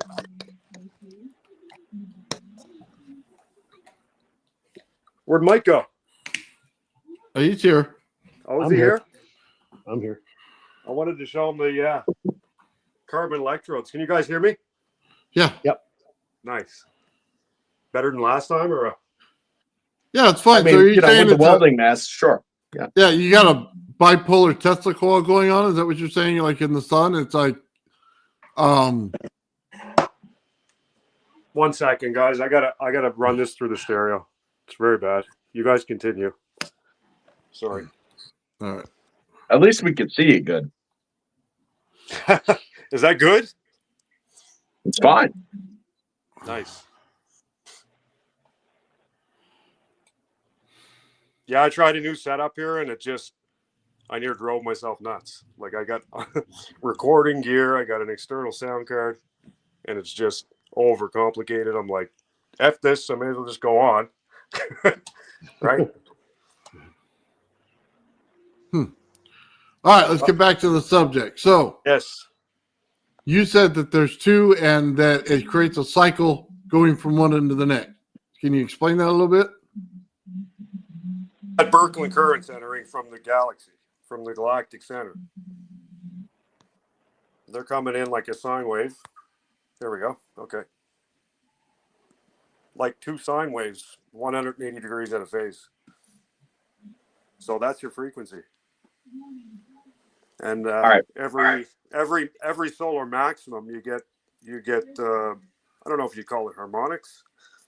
But like right now, for example, we're in solar max. Like there's crazy energies, and the fields actually flip.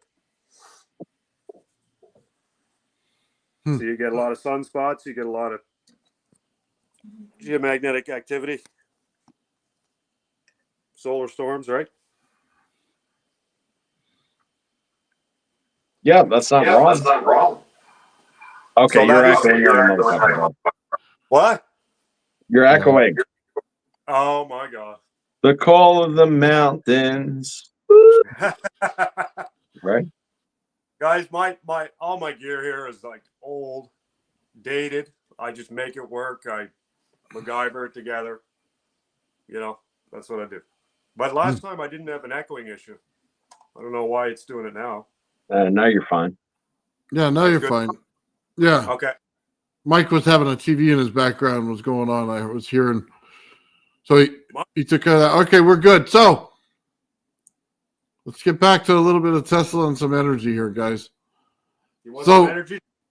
Yeah. Yeah. So many distractions. Oh. Hey, man.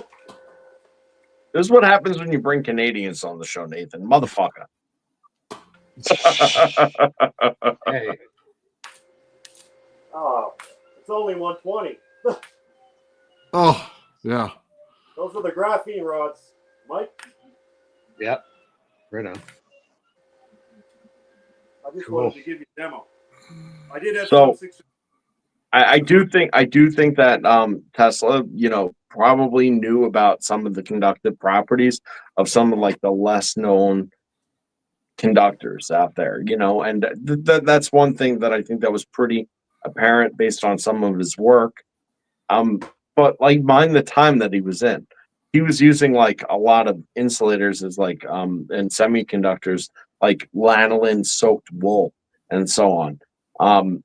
You know, he was aware of like the natural inherent properties of a lot of what was surrounding him rather than depending on like a lot of the high material science that we depend on today. But one thing I will say is that like, Brandon, for instance, and Mike, they're both at like the cutting edge of really breaking through this material science aspect of Tesla's own work, which Mhm. we have two of them on right now, and both of them are fucking Canadian. So, like to my American people out there, spend some money and donate to the cause so Nathan can, Us keep the Canadians are all Canadians right. and such, before the 51st state. There's And stuff. nothing wrong with the Canadian. We're just Listen, I love you guys. No, everybody. Listen, I love me some maple syrup and hockey. I played ice hockey when I was a kid. Fuck. We're not spoiled like in America. We don't have as much stuff available. We have to order it in. Well, you're definitely not going to have as much stuff available now that we fucking tariffed your ass. And I was That forward wasn't- from that wasn't our fault. Yeah, wasn't specifically your fault. No. Wow. We're like off the rails. So Tesla didn't talk about tariffs. Let's go on to something he did. Right. I don't want to talk politics anyway, Nathan. There you go. Thank you. That's the third hour, bros. Yeah. No politics. After 2, it just all goes to whatever. So try to focus a little bit. One thing I did know in Tesla's later years, around 75 years old, he really started to get into the crystal technology. Mhm. That's one thing I do know. Pretty much up to the time when he passed away. So his last 10 years were really focused on the pyramids, the crystals, frequency, the vibrations. He really kind of compiled all his knowledge into, the crystals. And he knew the crystals were actually alive. He actually made a statement that they are alive. that's an excellent addition here because, like, if you look at Tesla patents, like that stuff is absent. Oh yeah, it doesn't talk. Did he write much down in his later years? Yeah, Yeah. yeah, he did. Okay, because it seemed to be there's very little to no and like written stuff that I could find. I mean, there's reinterpretations of it, but not his original works. Unless I'm just in the dark. I don't Well, really. I think that's sort of the like premise of us having this as a topic of discussion, Brandon. 'Cause Right. it's like his work was so profound. Generally, what we know, right? And we know that stuff went missing. That's like a period hard stop. Yeah. It's Yeah. there, right? So what went missing? because his later years were the most profound, and yet they're gone. So Yeah, he just kind of went into obscurity. You know, he just Well, kind of went. or did he? yeah, that's I Or did, you know. or did he? Right. Well, you know what? As a matter of fact, prior to World War II, he was doing quite a bit of work for the Germans. And a lot of people don't bring this up too often because it almost sounds like, you could say Tesla was a traitor kind of thing, right? But those Well, U-boats, the electric U-boats, the power system on board those electro U-boats, that was all designed by Tesla. well, Nobody knows that. here's the thing, and anybody that saw like Oppenheimer would kind of like know this, right? Let alone know about Oppenheimer beyond just like what Hollywood told you, right? Um, Tesla was not a mind for any one purpose, which happens to be the thing, you know. Like he believed like wholly and wholeheartedly in spreading his technology and his findings, you know, for the greater good of humanity. And the biggest problem that people ran into was the secrecy that surrounded all of what we're talking about right now, because he felt that the greatest equalizer of them all, and the same thing that Oppenheimer himself found himself like at odds with, was like, does any one person need this, or should just everybody have this as the equilibrium of power? And Tesla was that same mind as Oppenheimer. And unfortunately, you know, it comes a circumstance where he was actually putting it out there for everybody to know, and he was trying to actually gain traction, you know, with certain governments, like favorable governments, but you know, being met with a blind eye. So basically, he would just take whatever sort of attention he could get on his technology, and you know, if it was the Germans during World War II, and that's who was like grabbing onto it, he was trying to give it to everybody too. Now, it's not to say that they weren't taking it. Okay, they just weren't taking it with credit to him. Yeah, And I think that's sort of like where that story ends. Like in my yeah, opinion, you know, it's yeah.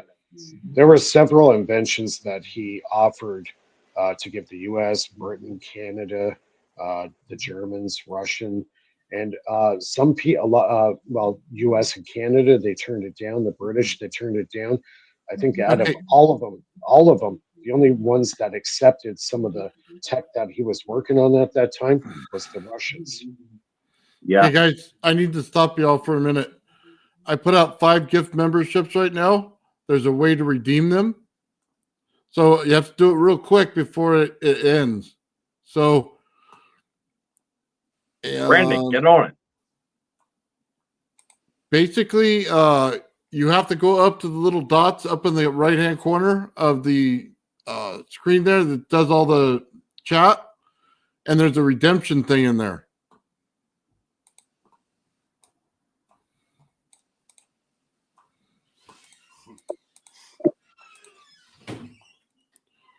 So I would encourage you guys to go in there and do that real quick. I'm going to see if I can't pull it in the video. You have to turn on your ability to receive gifts. Do you guys see it in there? To be honest, Nathan, I wanted to buy mine to support your channel. You know, Is there I only don't use the MasterCard or anything. That being said, there's a more reliable option that I suggest you take. The channel must still be live streaming or doing a video premiere, but you can opt in without needing to wait What for is someone to that? gift a membership channel. Again, this is only for that specific channel. The same process can be done by clicking on the gift alert in the chat header, but both of these methods are only available for as long as those alerts remain visible. That being said, there's a more reliable option that I suggest you take. The channel must still be live streaming or doing a video premiere, but you can opt in without needing to wait for someone to gift a membership. I encourage you to go ahead and take care of that ASAP on any channel you'd like to be a member of. For this method, you'll view the chat section and click on the currency symbol, then select the membership option. Afterwards, you'll see a new window populate, and you'll want to click the 3 vertical dots next to the X in the upper right corner. Upon doing so, you'll want to select the gift settings option and then toggle to opt in for that channel. If there's a gift membership currently available in the queue, it'll award it to you at this point. If not, you'll be in consideration each time going forward that someone does gift a membership. Okay. You guys got it? So we have gift memberships available right now. So, you know what I mean? If you guys want to see the members' content on there, opt in. That's the way to do it. And remember, send it to your friends, because guess what? I'm about to meet that same exact bargain. That seems fair to me. Nothing's working for me because I'm going through my computer and this at the same time, so I can't just do it on here. It's really shit in the bed here. It's not a good tech day for me. Remember, I explained my Wi-Fi setup, Nathan? Yeah, I understand. I'm just telling you guys. Oh, All right, no, man. you heard. I said it and I did it. I want those All right. I want those fireballs. Listen, go. I'm on here spending my time and evidently my very, very finite resources. Oh, God. All right. To have people like get on board and be able to say 3 holes, motherfucker. And that's that. Well, like I said, they're available, guys. So opt in right now. I just showed you the video on how to do it. So Chris hooked us up with some memberships. Thank He's you, got Chris. 2 in there. Awesome, dude. I did 5. Joe got 5. Guys, if you want to get in there and be a member on the channel, by all means opt in. Just turn on that little thing and hopefully it'll award it Please to you. do. And honestly, you'll stick with it because we're just trying to get the word out there, spread some knowledge, some information, and join, man. In 3 holes. Yeah, throw it up in the chat all day long, man. Right on. Sorry, give me a second.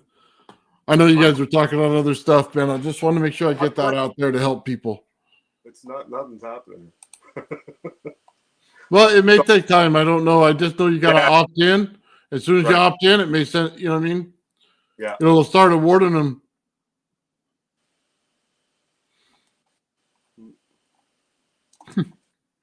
Anyway, guys, I'll try to go through it and make sure everybody got in there that wanted to get in. Nice. All right. So, with that said, man, we First of got all, Jabber, just get your fucking free membership, bro. Do it. You're literally here every video, bro. I just paid for you to have a membership to use fucking emojis. Just like Jesus Christ. I love you. You're such good people. You're such good people. Just take the damn free membership. God damn it. Oh, yeah. By the way, it doesn't obligate you in any way to continue with the membership. It just allows you to view all the content that's on there for the members. He's wildly full of shit. You better fucking pay $2 a month to see our content. I'm pumped to see I'm always telling Nathan, like, I'm watching your subscribers grow, man, and it's so awesome to see all your work and effort paying off, right? People are starting to catch on. And Michael Merrick too. Honestly, you're here every stream. Get a free membership right now. Hey, man, I'm do this because it's not fucking working for me. Anyway, digress. Take it back. We threw it out there. Just to show you guys real quick, this right here is the one that's playing on my membership right now. It's the Secrets of Free and Secrets of Free of Cold Energy from Peter Linderman. And what I did was I AI transcribed it so that you don't have to read it. You just have to listen. It's chapter 1. And then I also have on there, I'll stop showing that one. Right here, people wanted to know about the causal sphere. And I went ahead and I did the same thing on that one. So you'll be able to have it on the membership right there. You can watch that, man. Both of them were awesome. Cool conversations, Cool. PDFs. I had put it over there so you can just put them on in the background while you're working. Good idea. Oh, Thoroughly Ackerby, enjoyed look, that, by the way. It was good. Ackerby, thank you very much, man. I appreciate the $2, Hey, man. Right on. Nice. You got the triangle on his name. How do you say that? Is that an actual? I'd say it is an A. I don't know that it's correct, but I would assume it is. Because it looks like it's pronounced KB, but I could be wrong. I like the Delta T triangle, whatever it is. All right, guys. First So- of all, it wouldn't be KB, it would be Cabby. What? Nah, what? What? Yeah, All right, such a guys. Canadian thing to say, you fucking dickbag. I'm Okay. Canadian. All right. Enough of that. I love you. Watch your mouth, boy. Yes. Yeah. Oh,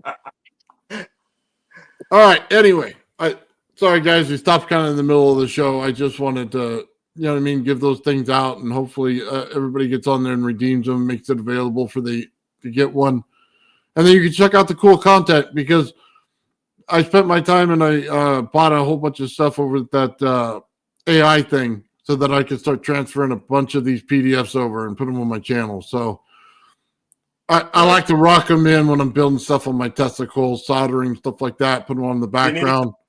Yeah, you need something you drive yourself mad, right? When I'm doing something tedious, I need to have some information just steady streaming it.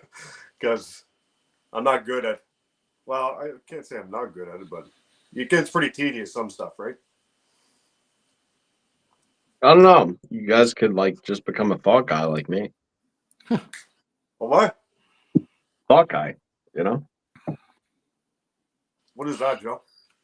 Like, you know, the guy that does the thinking for you and shit. Okay. I wanted to read the comment here. I'm sorry. You know, some of my favorite people to chill, learn with. So thank you very much for that, Akibi. I want to make sure I recognize your comment because I didn't say it out loud. Yeah, and honestly, big shout out to the chat all the time, like all the time. You guys are so good. So is the same people. Don't think we don't see you, because we do. It's so weird. Like, I never got involved with a live chat ever. It's cool, like, to actually develop relationships and learn from these people and joke around. And just a great time, right? Oh yeah. I don't do anything else. I don't really socialize anymore. I don't do party scene. I just work and I do experiments, zap things. So, And really- you know, big shout out. Like, don't think I don't see you, Ulysses. You know, Michael, Merrick. You know, don't think I don't see you there, and Ackerby too, and like all you guys there. Really see you all the time. So, thank you. I can't pronounce it. Quo. I don't know if he's here or not. He was on last night. I just call him Q. Yeah, Right Q. on, guys. Yeah, right. Q always there. G Jabber. I love it. Let's get back into it. All right, let's get back into it a little bit. If we got another Tesla thing, yeah. Sorry, I'll get smoother with that, guys, so that we're able to put it out there, and I'll just create my own thing to show you how it's done. Anyway, with that said, let's get back into Tesla a little bit and talk a little bit of tech that he probably had in the trunk. So here's the thing. Do you think he had an AC motor in there that would be more efficient than the one we had now, knowing everything about resonance and how it works? Yes. Yep, I think so. Yep. Yeah. Yep. Mhm. He was starting to get away from using iron in his motors and actually switching over to aluminum. A lot of people don't know that he was experimenting with aluminum cores instead of using steel or iron, and he was getting some pretty cool efficiencies, even in his design for his watt hour meter. he was Mhm. started to experiment using aluminum as core material. Well, that makes sense. So And, like not for anything, but the best sort of extraction that you could have is an insulator or conductor and then like a dielectric. Like, I mean, that's technically the best. You have to have all three. It's the trifecta. Um, when you have all three, I mean, basically you're trying to resist it at one point, but it still gets through. Why does it get through? Well, if you don't understand compression, then I guess you never will. yeah, It gets through to the conductor and gets transmitted, and then yeah, it gets pushed away from the core. Why? Well, I mean, because it's yeah. dielectric. I think he was using a combination of three different metals: copper, actually four: brass, copper, aluminum, and iron. Yeah, that And I has think, totally nothing to do with what I'm saying, right? I love you, Mike. I think it boils down to your configuration, your coils and windings, in three-phase configuration, and the amount of poles. Like the motor I'm playing with, I think it's 36 pole. That's smart drive, so it pumps out extremely high frequency. And three-phase configuration, you don't have as much. Well, you don't have. I don't have any cogging the way I have it wired. Just it's just super efficient. Love it. Efficiency's where it's That, at, man. that was Tesla's thing. It was polyphase, was it not? I don't know a lot about Tesla, I'll be honest, but I know a little bit about motors and generators. Polyphase is three phase. Poly. Yeah, if you can get rid of the cogging out of a generator, then you're Yeah. set. That's all you Yeah, have right. to do. That's why aluminum's more efficient because it has no cogging. You know what I mean? You're getting the wire itself. That's it. It's like it feels like an open core to it. It literally does not affect the aluminum except for the eddy currents when they start to build up, and that's an energy source all in itself. Yeah, but that's exactly. such high wattage at that point that it becomes almost irrelevant. That's why they make speaker wire the way that they do, because even at high levels of power, it's all the surface activity that has to do with the effect. But with aluminum, are you going to get that storage of the magnetic field when it's spinning? Are you going to get like that has different properties than aluminum, doesn't it? Well, you got to see the iron is only an amplifier. Right. That's it. That's all it is in the whole circuit. So if you replace it with aluminum, you get an eddy current. You're not getting that amplifier. It's not the same thing. Yeah, it's like an alternator. Like you have to power the core, but if it's been spun recently versus an alternator that's been setting for a long time, it takes a certain amount of time to build up that magnetism in the core again, does it not? That's what I understand. So somebody mentioned the bismuth with aluminum. By the way, that amount of energy would be ridiculous because bismuth has a funny way of spiking on you. It'll go normal. You hit the resonance frequency, and all of a sudden it goes straight up. The amount of energy in there goes straight to the roof. So that's a metal we have to start playing with. So if you started making your cores and flat plates out of bismuth, one after the other, and stack them, then wrap them, man, that might be something to see there. So you may have to put a different material in between each one of them, like aluminum, in order to keep the stiffness. Definitely. Like you can't just run it through bismuth like that and have an outcome. It's got to be like a more meta material form of that.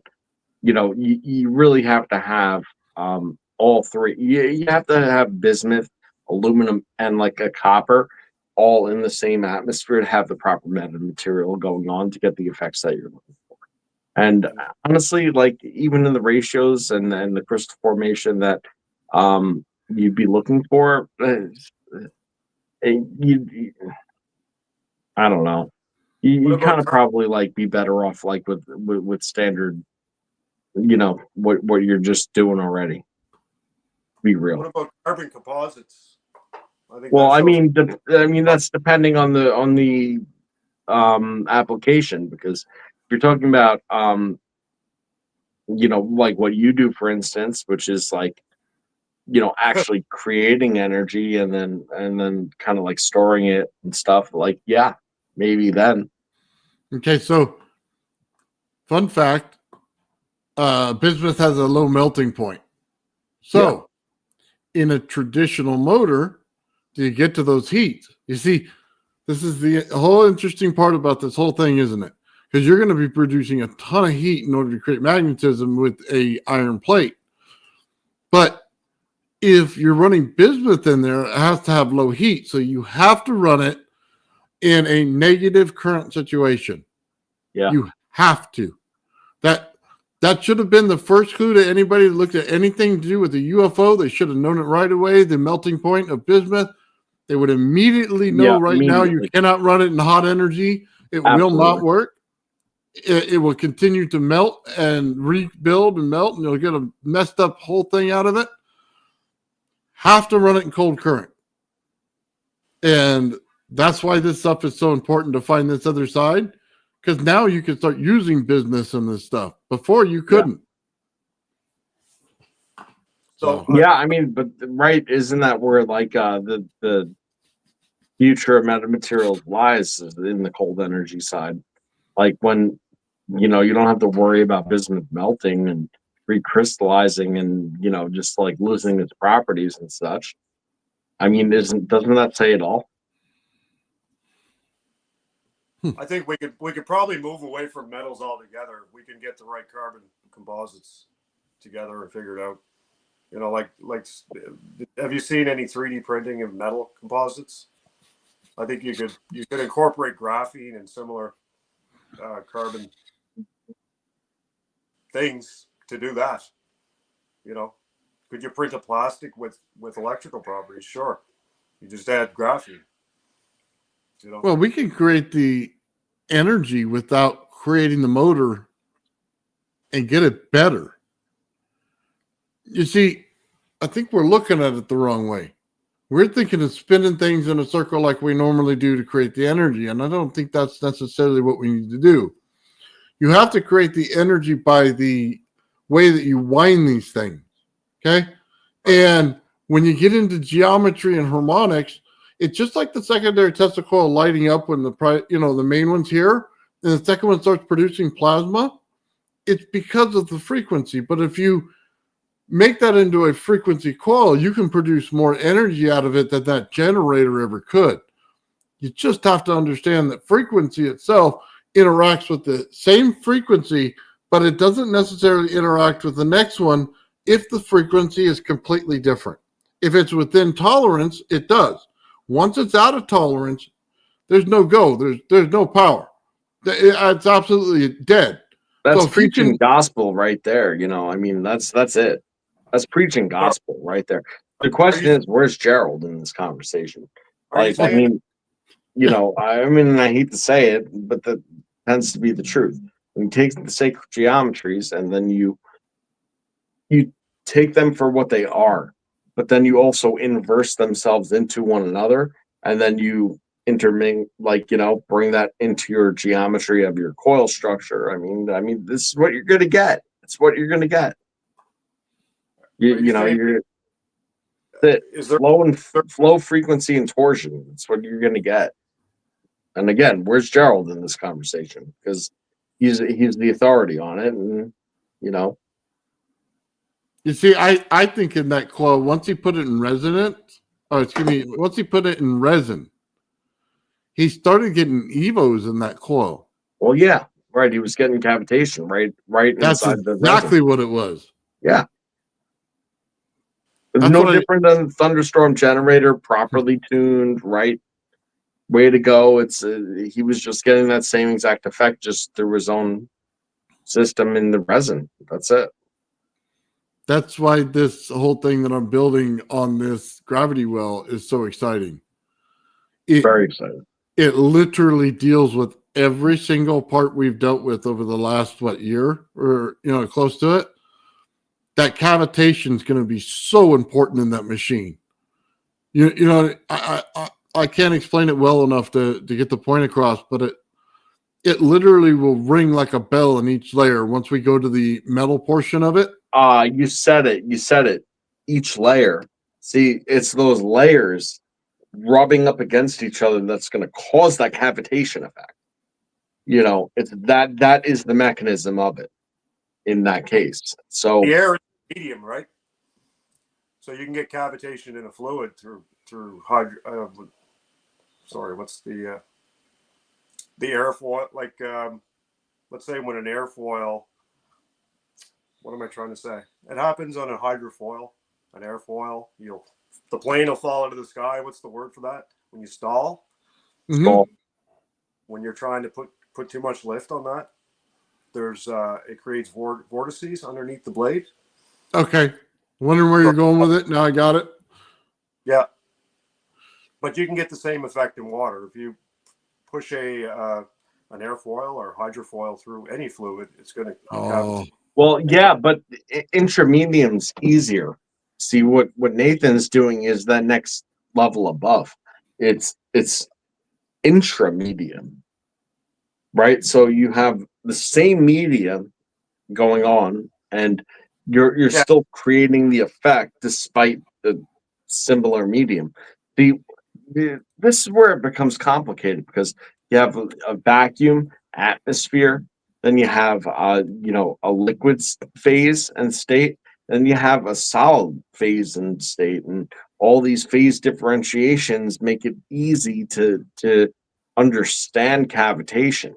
Okay, but once you get intra phase cavitation, that's where it is. That's where it is. Like thunderstorm generator depends on interphase cavitation, not intraphase. Right. Interphase cavitation is a real son of a bitch. That's the crack of the whip.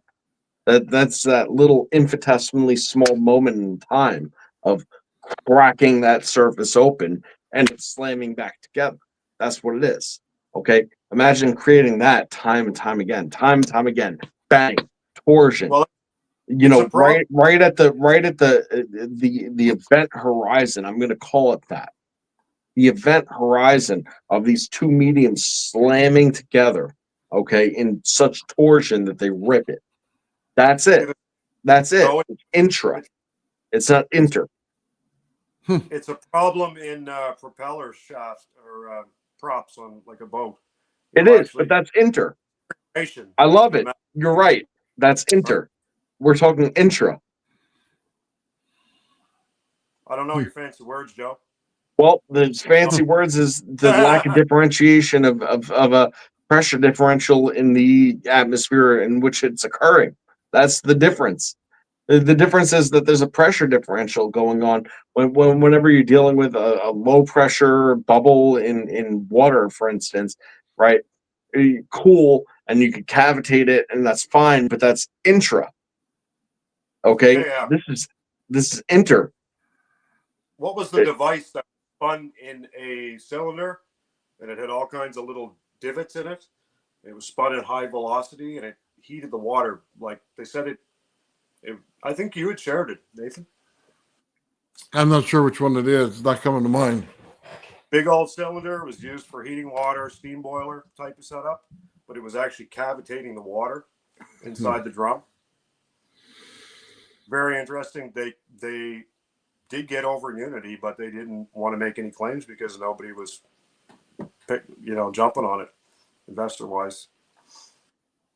So, highly efficient way to heat your water. You got cavitation bubbles happening, and the cylinder was forced around the containment cylinder, so you get shear and high velocity zones and turbulence and I whatever don't happened. remember that one Yeah, at I all, mean, but that sounds all cool. that sounds like to me is like hydraulics. Yeah, it happens in hydraulics. Exactly, Joe.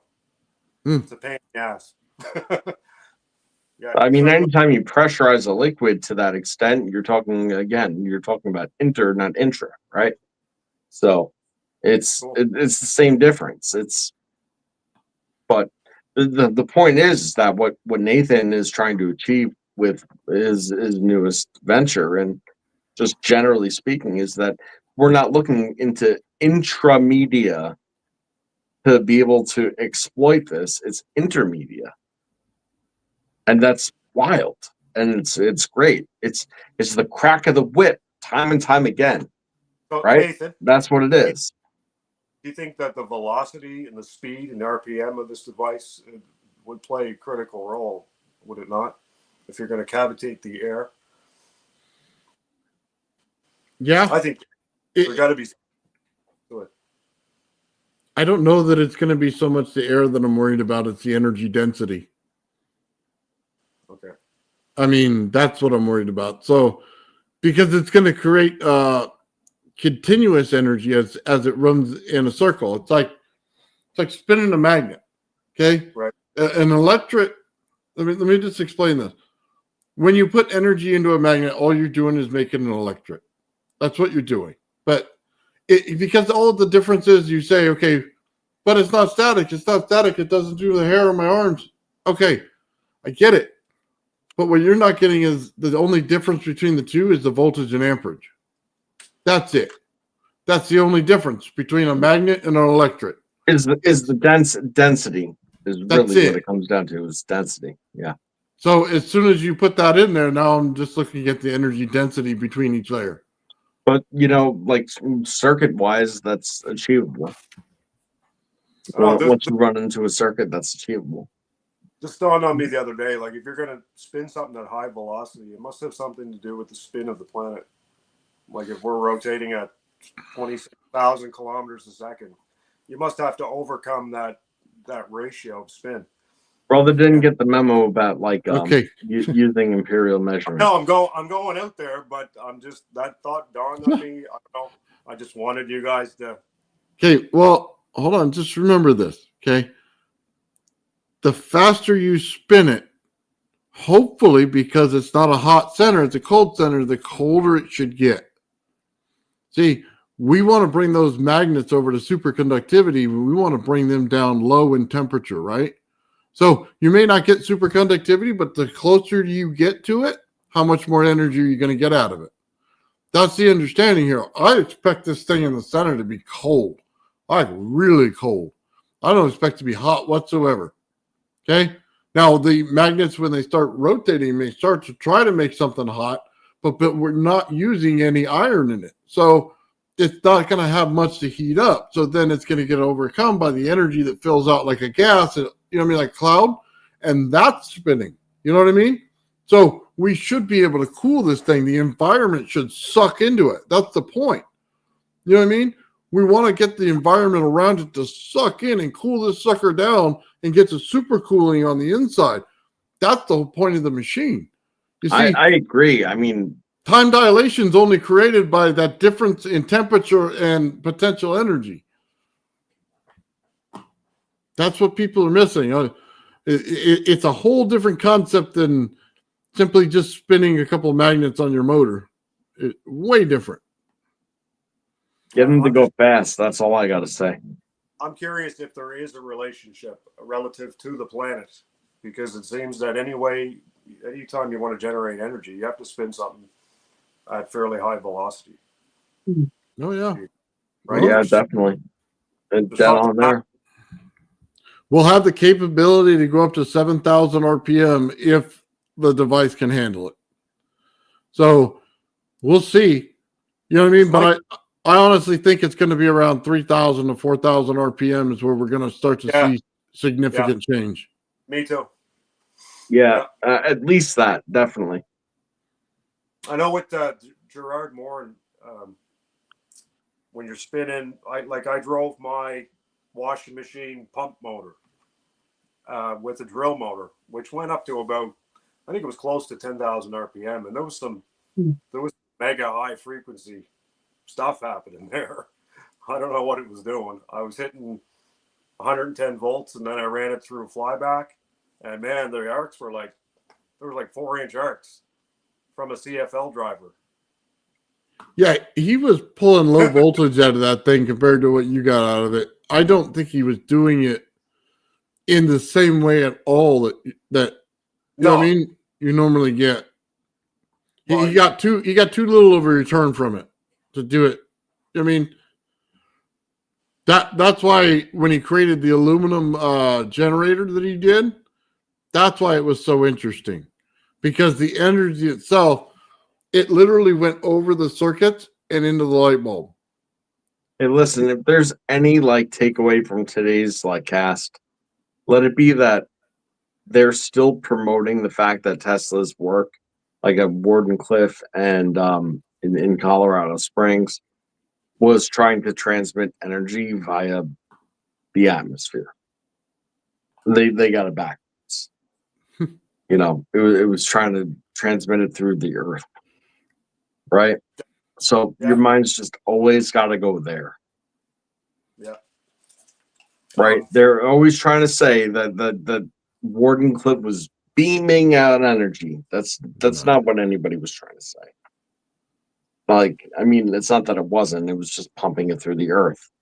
They were relying on the opposite of what they're still trying to say to this day, 2025. Right? Well, Yeah, it wasn't pushing it out like that. It was pulling it in from the atmosphere. yeah. You know, I did a few modifications to my plasma screen setup after I watched Jarvis's video. After I applied some things that I picked up from you, Nathan, from some of your recent videos. Very cool. Man, I got some wild effects, and it just kept pumping. It was like I'd hit it with the high voltage flyback, and it would start. I'd rub my hands, and I'd get that warp drive effect, as if you're, going into light speed, and then it would pop. So it was creating enough energy that it was discharging a 1600 volt polymer capacitor by itself with nothing hooked to it. So, and it just kept doing it. It kept the slow undulating pulse. It would build up and then pop. And I had a ferrite inductor and a vacuum, just a small little vacuum tube, to ground, to isolated earth ground. And it just kept pulsating, man. It was wild. I got right excited, and I didn't even film it. Damn it. Yeah, you got to film something like that. I want to see that. I will try. I was going to say, like, you're talking all the goods, and where is it?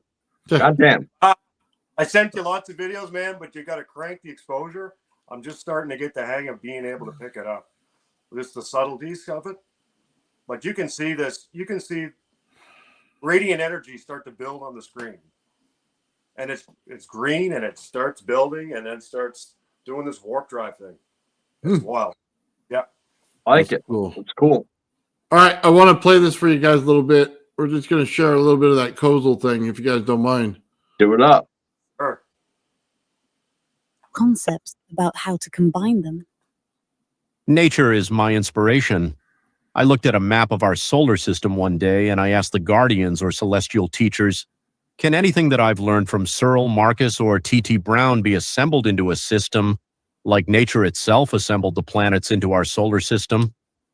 This was the question I asked them, and they responded, you have already answered your own question, but we will show you how to assemble it.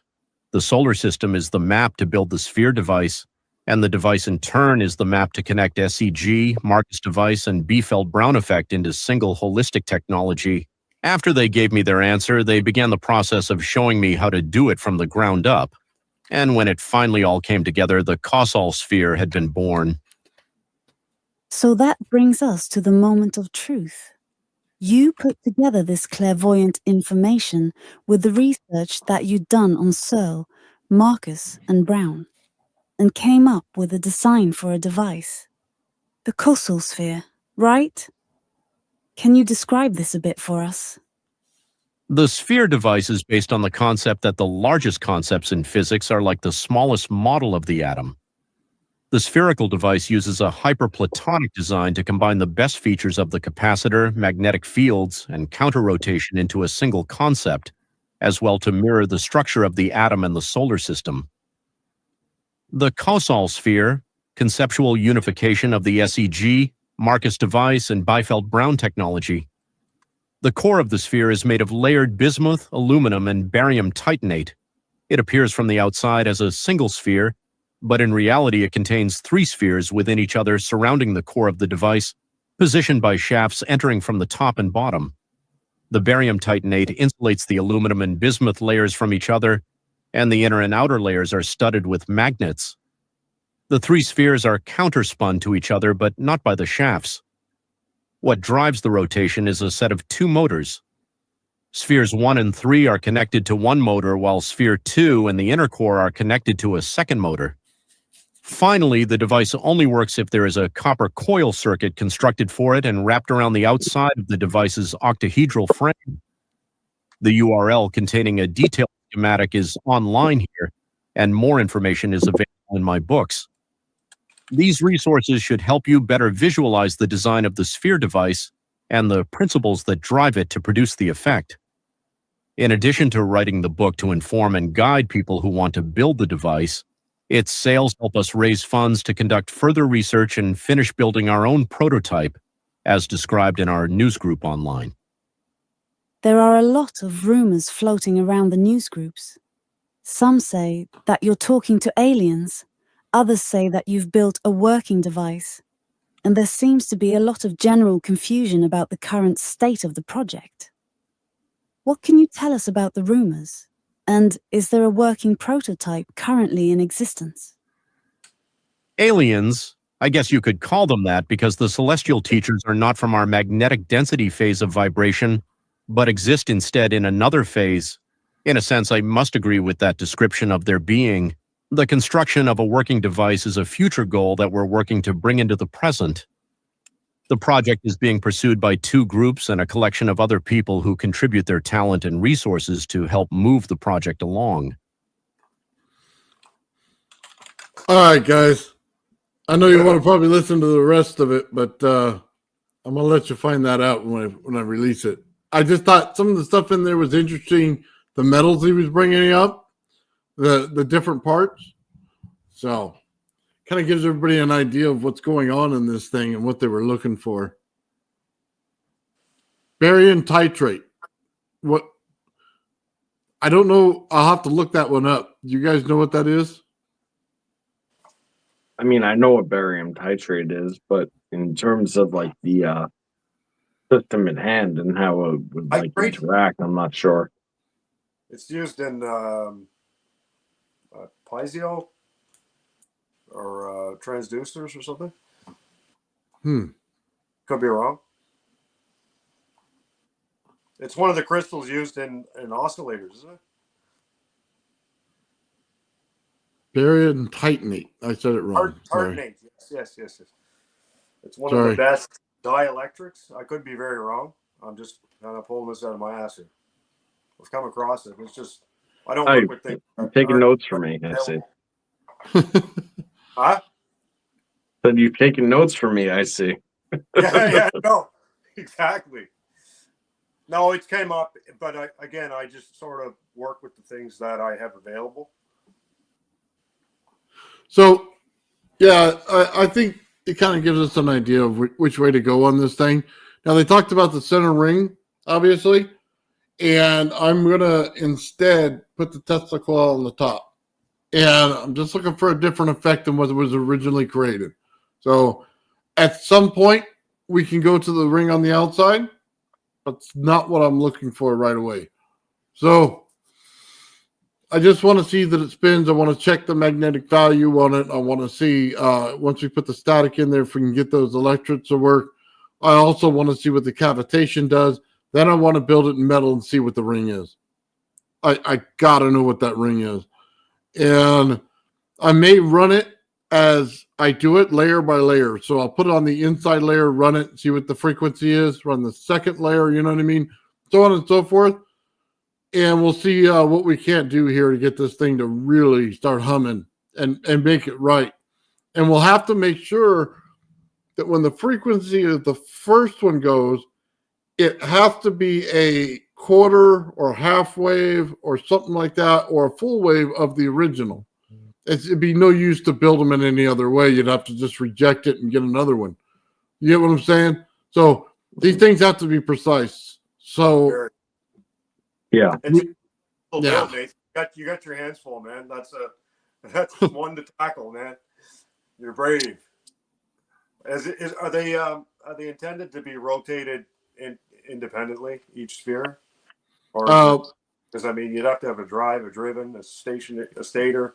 Like there's quite a bit of complexity in that. yeah. So you just think of it this way: it's a bearing, the solid. So that's one sphere, then another bearing, and then it goes opposite on the bottom motor. So the bottom one turns 2, top one turns 1, and the center spins with the one that turns. So Wow. yeah, so the outside, and I'm going to tell you this, guys, now that energy, when you put it through the Tesla coil, it's going to produce a field that's just going to go like this. And it's going to push on the static field, but it also builds out like a gas, so it's going to hold it in. That's what's so cool about it. And Love it. it may be the outside ring itself is why he put that on there in both directions. So that he was looking to force it in and stay in.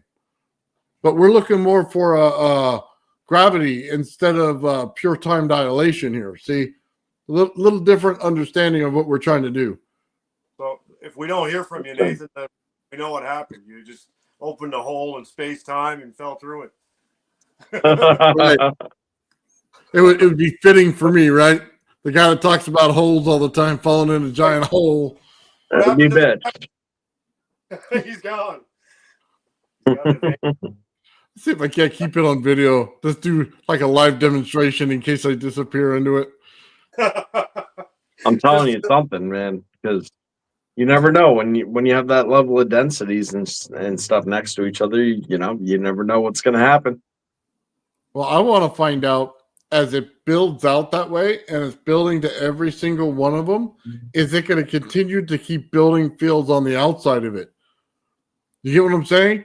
Like, is Yeah. each one that builds, is it going to put out its own separate thing, which it should if it rings, right? There Should. should be a massive field around the whole thing. That's probably why you put the coil to hold it in. You know what I mean? In that whole thing. Yeah. Yeah. It's And No, then it there makes was sense. yeah. there was 2 different designs on the outside. So if you look at this picture here, let me go back a little bit.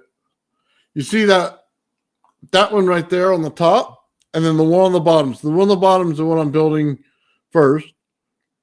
But I like the frame of the other one. So at some point, I'm going to find a way to get that frame to work. That'd be awesome, man. Okay. I look So forward to it. back up again. Was this conceptualized or was it prototyped? Has someone actually produced one? Oh, somebody built one. Hold on. Oh, Give okay. me a second. The thing is, they won't release the results. No way. Yep. So Wow. it's in this PDF right here. If I can find the right picture, right there. So they talk later on about 2 teams building it, and you could see 2 devices right there. Both of them do not have that center ring. They put different energy into them. Wow. So yeah, there definitely some prototypes out there. Yeah, and they won't talk about the results. I mean, let that be key. Who was There's the a- original designer, the guy who conceptualized it? I don't know what happened to him after that. Really? How old are the papers? I don't know. Well, I know I guess we'll at find least out. it's at least 8 years old, Unknowns. somewhere around there. All right. So, well, I got more homework to do, guys. I'm just, as I get it, I put it out. So I don't think that they put a date on that paper. I can go back and look. Let's go to the beginning screen. April 28th, 2006. No, no kidding. All right. 19 years. So, yeah, it's time for it to come back and find out what they were talking about because we haven't heard anything about it since. No, not at all. Not a word. So, but it's something like that, you would think there'd be like mass, stuff about it because the stuff that they're dealing with just in itself is amazing. Yeah, no, I mean, that's definitely true. I mean, it's crazy to think that the results of that initial testing was just like withheld. I mean, that's what's crazy about it. Well, let me see if I can't pull something up here. I just don't know if I know where it is right now. You're going to drop all these links in the chat? Well, some of that stuff is membership stuff that's already on there, and I'll drop it back to regular Okay. after a while. Yeah.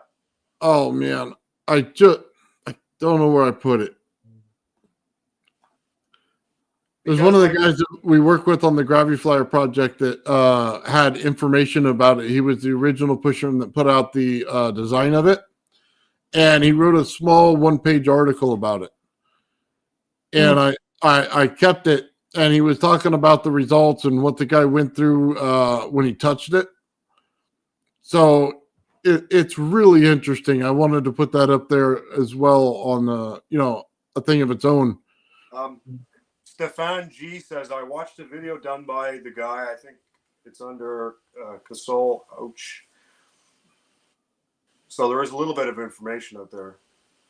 But is there any published results from their findings? Would there be any? Doesn't seem like it. No, it doesn't seem like it, does it? No. Which is unusual. Unless they got, lack of funding or something, they just kind of. Yeah, I don't think. this is right. That's the only PDF, because I haven't found anything either. Hey, that's possible, Yuli. Yeah. Somebody bought it and shelved it. Yeah, we talked about that earlier. I mean, that's what happens with these things, like either get litigated out or you get bought and shelved. Right. Which do you prefer? I mean, what gets me is why doesn't everyone have a Bedini SG, the motor spinning outside generating power? It seems like every one of these, I can't find a reason that it's not demonstrating over Unity. Okay, hold on. So David Lawrence is the guy that was talking about it.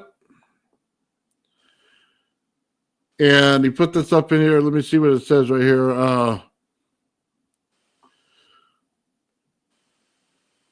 Oh, we really have no idea, but later on, let's see, going over normal stuff, discussion. Okay. It was enough to scare him, whatever it was that came out of the power of the project. Sorry, I'm a very bad reader. I like it. I don't read on live. Sorry. Anyway, I'll just say that it scared the living daylights out of him. Let's just say it that way. That's fair. So, and they stopped working with it. Because when you're doing these experiments and something happens, you get a shock or you feel sick to your stomach or whatever. We're not supposed to talk about it, but yeah, it can. It's a rude awakening. We're playing with some powerful energies here. Yeah, I had that rude awakening from The Rock. I mean, it happens. It happens naturally. I mean, however it happens doesn't really matter as much as the fact that it does. Now, Joe, back to your rock. Did you notice? Was that effect kind of amplified after you messed with it with the Dremel? Yeah, definitely. Were you using diamond?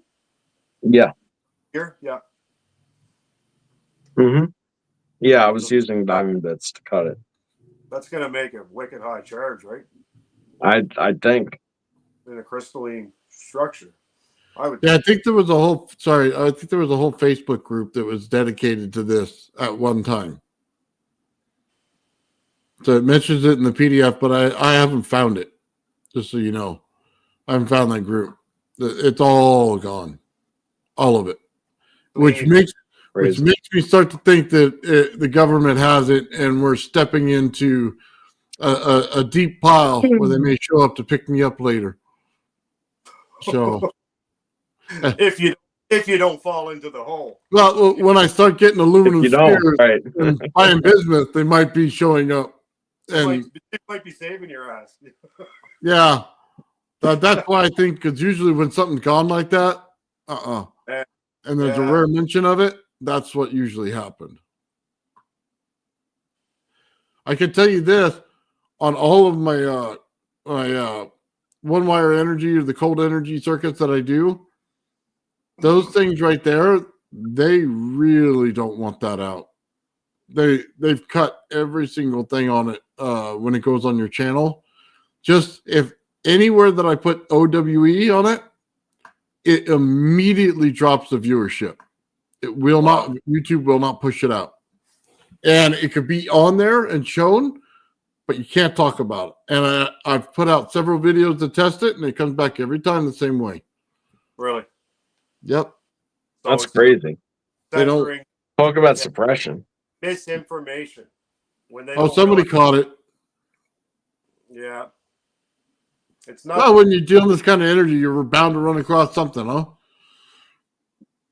And I think there's a Until the experiments, I was skeptical myself. I like that, right? I have to see it to believe it, and I did see it. I seen examples of over-unity, without a doubt. But by the way, it goes to a DoD patent. Is why I think why on that Ah, OWE. Once you get to changes to certain things on it, it's a real government thing that they want to hide. 100%. I don't think it's Definitely. the little part that I did. I think it's the part afterward, and I ran across it, and I think that's why they classified it. Really? Yeah, Yeah, I didn't even realize that. That's wild. that would that's make why I sense. tell you, it's not the energy you're creating; it's what it's doing to the environment. Yeah. That would make sense, man. So DOD, Well, I said it from the get go. I was like, well, if you're doing it and they know about it, they know you're doing it. oh yeah, oh they know. I'm just a little peon. I don't think that they watch my little channel, but Yeah, no, it's not a matter of paranoia. It's just a matter of like them being able to detect what's going on and not. That's all. Stefan G says gravity can cause blood to be pulled away from the brain, causing a blackout. It's amazing. Few simple words. did you pull it up? Yeah, I agree, Michael. Cool. Yeah, well, it should cause problems if we're doing time dilation and you're at the wrong distance from it. Yeah, you're gonna feel it. You might want to shield that thing once you get it spinning. Get some lead up. Get some mesh, some Faraday cage. Some Yeah, kind you of- know, I'm going to tell you right now. Everybody says Faraday cage. I don't think they understand this. It builds out like a gas. It does So not you- build out like energy. I try to tell that people you understand, dude. Faraday cage, it's like farting through it. You're just going to blow right through it. You have no chance of stopping that frequency. You Really? just don't. Yeah, you're not going to do it. It builds out like a gas, just like Tesla explained it. It does the exact same way he does it, and you can't hold it in. You can hope to push it in one direction, but holding it in is insane. So the only way that I found, like I said, was a mineral oil that slows it down. A high voltage wire can push through it, but ultimately it's going to saturate through it. So yeah, it's not an energy like any other. No Faraday cage in the world is going to hold it. I literally, I'm telling you, I put aluminum around bowls, put it on top, one after the other. No, it goes right through it. It has no respect for your Faraday cage. Have you tried any lead shielding? That's I not don't like have a- lead. Yeah. Zinc. No. I'm thinking Well- about ways to try to protect my computers and stuff, right? My electronics. I mean, let it probably do it, to be real. Like, I would think. Who knows? I would really think so. I don't want to find out. I don't. If You I know what? it's dangerous at some point, Joe. I don't know if I want to know that. I mean, it's lead. We don't want you to hurt yourself, man. Yeah. I know it's in the name of science, and I'm pretty stupid sometimes too. But Once you get bit, you smarten up, right? Yeah. Well, sometimes. Sometimes. Sometimes you egg it on. Then you're back at it again. Yeah. That's it. I mean, sometimes you just can't stop the things that you're passionate about. Nips you a little bit, but you just keep on letting it ride. It's fine. Think about Tesla when there was no information on this stuff. There was no safety guidelines for him. He was just going at it, and how did he not kill himself? I don't know. He thought it out before he did it. That's all. He knew what was safe and what wasn't, and he went with it. That's that. He took some precautions, but not knowing. It was based on his hypothesis, and then he would try and experiment. But I'm sure that there's been some close calls that he didn't document playing with that kind of I'm sure there was, but at the end of the day, like, he really thought it out, and he knew how it was going to go before he ever did it, and everything he actually physically built, he kind of had an idea how it was going to go. That's that. Hey, what do you think of Jarvis's video? Cool. Jarvis' video was awesome. It was well done, eh? That was really well done. That was like professional. Way better than anything I could do. And he got all the key points in, and it just made sense. It wasn't overly complicated. He probably wrote down his whole script and everything, man. Well, he probably typed it in, so he got the AI to say it. So he took a lot of time. I know that he put a lot of effort into that. That's absolutely true. And he's a great mind in this community. Like, for anybody that doesn't know, catch on to what he's saying. When Mr. Laney is over there is saying some shit, you ought to listen. That's right. He knows what's going on. And sneaky genius. He's like, yeah, there's a lot going on under there. That's it. He doesn't. Joe, you dying over there or what? A little bit, yeah. I have very little sleep. Don't, man. I call you out here. No. All right, enough of that. You had the double hockey sticks there from my Canadian buddy. And you need a high voltage stick. When Joe acts up, you can just zap him from. Well, listen, I don't need to be defibrillated for Christ's sakes. I'm fine, but I'm give him a little mildly dying. It's fine. Give him a little zap. He misbehaves. Listen, as long as you don't zap my balls, I'll be fine. Yeah. Be like that guy on the Hangover movie, man. Gets it right in the face. I'm glad you weren't talking about the Chinese guy, because I'd call you a dick. Oh, that's gross. I was just talking about the action, not the person itself. No, but I mean, I've seen it. That other guy got it in the balls. That's all he is. Somebody drop some fireball emojis, for God's sake. Yeah, no, I tried to type to you guys that I was dying before, but it didn't work. So I was like, screw it. I'm in it for the long haul today. Right on. Well, True. It has been 2.5 hours, man. It's going on 3. I think it's about time, Joe. For this week, I think so. But you know what? This is a great topic. I think there's tons to be built on. And, I think that it was a great episode nonetheless. So. Always awesome. Right on, man.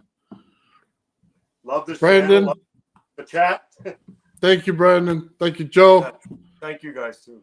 Guys, totally awesome to hang out with everybody. Chat, you've been awesome today. Thank you very much for hanging out with us.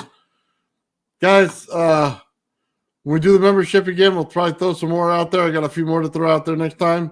So, like I said, I'll find a way to put out that video. Maybe I'll put it out in the beginning so that people understand what's going on. Anyway, with that said, guys, have a great night. Peace and love, everybody. Bug you later.